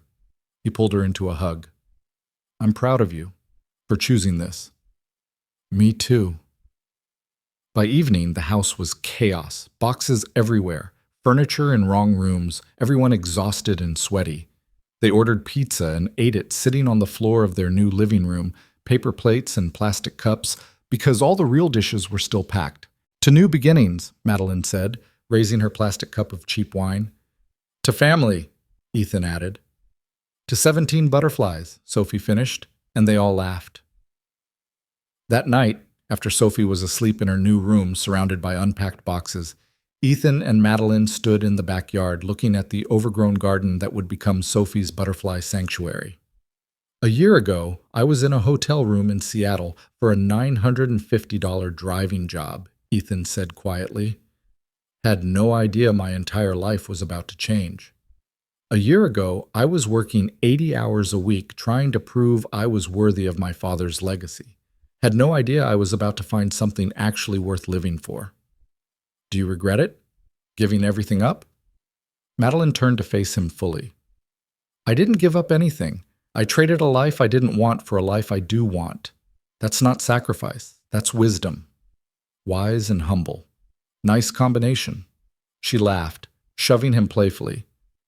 "I'm working on the humble part." "Take your time." They stood in comfortable silence for a while, listening to the neighborhood settle into sleep, feeling the weight of keys in their pockets, the tangible proof that this was real. "Ethan?" Madeline said quietly. "Yeah?" "Ask me." "Ask you what?" "You know what." He did know. Had been carrying the ring in his pocket for 3 weeks, waiting for the right moment. This moment, sweaty, exhausted, surrounded by moving boxes and chaos, was probably not what he'd envisioned, but it was them, perfectly imperfect. He pulled out the small box, hands shaking slightly. "Madeline Sterling, will you marry me?" She didn't hesitate, didn't pause, didn't second guess. Yes, absolutely yes. The ring was simple, a single diamond on a silver band with tiny butterflies engraved on the sides. Sophie had helped pick it out, insisting that Madeline needed butterflies because that's what reminds her of us. "It's perfect," Madeline whispered, watching it catch the streetlight. "You're perfect. This is perfect. We're far from perfect. Perfectly imperfect, then." They kissed in their overgrown backyard, engaged and exhausted and exactly where they were supposed to be. When they finally went inside, they found Sophie sitting on the stairs in her pajamas, grinning. "I heard," she announced. "You're getting married." "We were going to tell you in the morning," Ethan said. "Morning's boring. Now is better." Sophie launched herself at both of them. "Does this mean Madeline's officially my mom now?" "If you want her to be," Ethan said. Sophie turned to Madeline, suddenly serious. "Do you want to be my mom? Like, really, really?" "More than anything," Madeline said, tears streaming down her face. "If you'll have me." "Obviously I'll have you. You're already my mom. This just makes it official." Sophie paused, thoughtful. "Can I call you Mom, or is that weird?" "You can call me whatever feels right." "Okay, Mom." Sophie tested the word, smiled. "I like it, Mom," Madeline sobbed, pulling Sophie into a tight hug. "I like it too." They stood in the chaos of their new home, a family built from grief and loneliness and the courage to try again. Not perfect, not easy, but real. August arrived with clear skies and the beginning of Sophie's butterfly garden project. Madeline and Sophie spent hours in the backyard planting milkweed and bee balm and purple coneflowers. They released the butterflies from the kit Sophie had gotten for her birthday, watching them flutter around the garden before disappearing into the neighborhood. "Do you think they'll come back?" Sophie asked. "Maybe. Or maybe they'll find other gardens and make new homes there." Madeline squeezed Sophie's hand. "But we'll plant more flowers, attract more butterflies. Create a place they want to return to. Like you did. You found a new home and decided to stay. Exactly like that. They set the wedding for October. Small, intimate, just family and close friends in the backyard they'd spent all summer transforming. Sophie insisted on being the flower girl and also the ring bearer because I can multitask. Madeline's mother flew in a week early, ostensibly to help but mainly to finally meet the people who'd saved her daughter's life. She took one look at Ethan and Sophie and burst into tears. "Thank you," she told Ethan, "for giving me my daughter back." "I think she gave herself back," Ethan replied. "We just provided a reason." The wedding day arrived perfect. Clear October sky, leaves turning gold and red, the butterfly garden in full bloom despite the season. Sophie wore her yellow dress, the one Claire had bought, the one that meant everything. Madeline wore a simple cream dress and the butterfly necklace she'd never taken off. The ceremony was short and sweet. Richard officiated, having gotten ordained online specifically for this. Sophie cried through the entire thing, happy tears that she tried unsuccessfully to hide. "Do you, Ethan Brooks, take Madeline Sterling to be your wife?" "I do." "And do you, Madeline Sterling, take Ethan Brooks to be your husband?" "I do." "And do you, Sophie Brooks?" Richard had gone off script here, making Sophie's eyes go wide. "Accept Madeline as your mom, to annoy you with homework questions and embarrass you at school events and love you unconditionally for the rest of your life." Sophie laughed through her tears. "I do." "Then by the power vested in me by the internet, I pronounce you a family. You may kiss your bride, hug your daughter, and start your beautifully chaotic life together." The reception was in their backyard. Ba's soup, Mrs. Chen's dumplings, a cake Sophie had helped decorate that was slightly lopsided but made with love. They danced to terrible music, told embarrassing stories, celebrated love and second chances and the courage to try again. As the sun set, painting the sky in shades of orange and pink, a monarch butterfly landed on Madeline's shoulder. Just for a moment, delicate and perfect, before flying away into the evening. "Did you see that?" Sophie whispered, eyes wide. "I saw it," Madeline whispered back. "That was Mama, saying she approves." Madeline looked at Ethan, who nodded slightly. Whether it was Claire or coincidence didn't matter. What mattered was that Sophie believed it, that she'd found a way to hold both her mothers in her heart, the one she'd lost and the one she'd found. That night, after the guests left and Sophie was finally asleep, Ethan and Madeline stood in their backyard under the stars. Married now, officially family, no longer two broken people trying to survive, but one whole family learning to thrive. "A year and a half ago, you picked me up from a hotel for a $950 job," Madeline said quietly. "I was exhausted and lonely and convinced that work was the only thing that mattered." "A year and a half ago, I was a single dad barely holding it together," Ethan replied, "convinced that surviving was the same as living." "We were both wrong." Spectacularly wrong. Madeline touched the butterfly necklace at her throat, then the ring on her finger. "Thank you for seeing me when I was invisible, for loving me when I was unlovable, for giving me a family when I didn't know I needed one. Thank you for showing up, for staying, for choosing us every single day." "Every single day," Madeline agreed, "for the rest of my life." They kissed under the stars, in the garden they'd planted, in the home they'd built, surrounded by evidence that sometimes the best things in life start with a simple transaction and end with transformation. That sometimes falling apart is necessary to become something new. That sometimes the $950 job isn't about money at all. It's about opening a door to the only kind of wealth that actually matters. Inside the house, Sophie slept peacefully, dreaming of butterflies and families and all the beautiful ways that broken things can heal when given enough love and time and courage. And in the garden, if you looked closely, you could see a few late-season butterflies still fluttering around the flowers, making their home in a place that had been created specifically for them. Proof that with patience and care and the right conditions, anything could transform into something beautiful. Even a lonely millionaire and a heartbroken single dad and a 7-year-old girl who missed her mother. Even them. Especially them.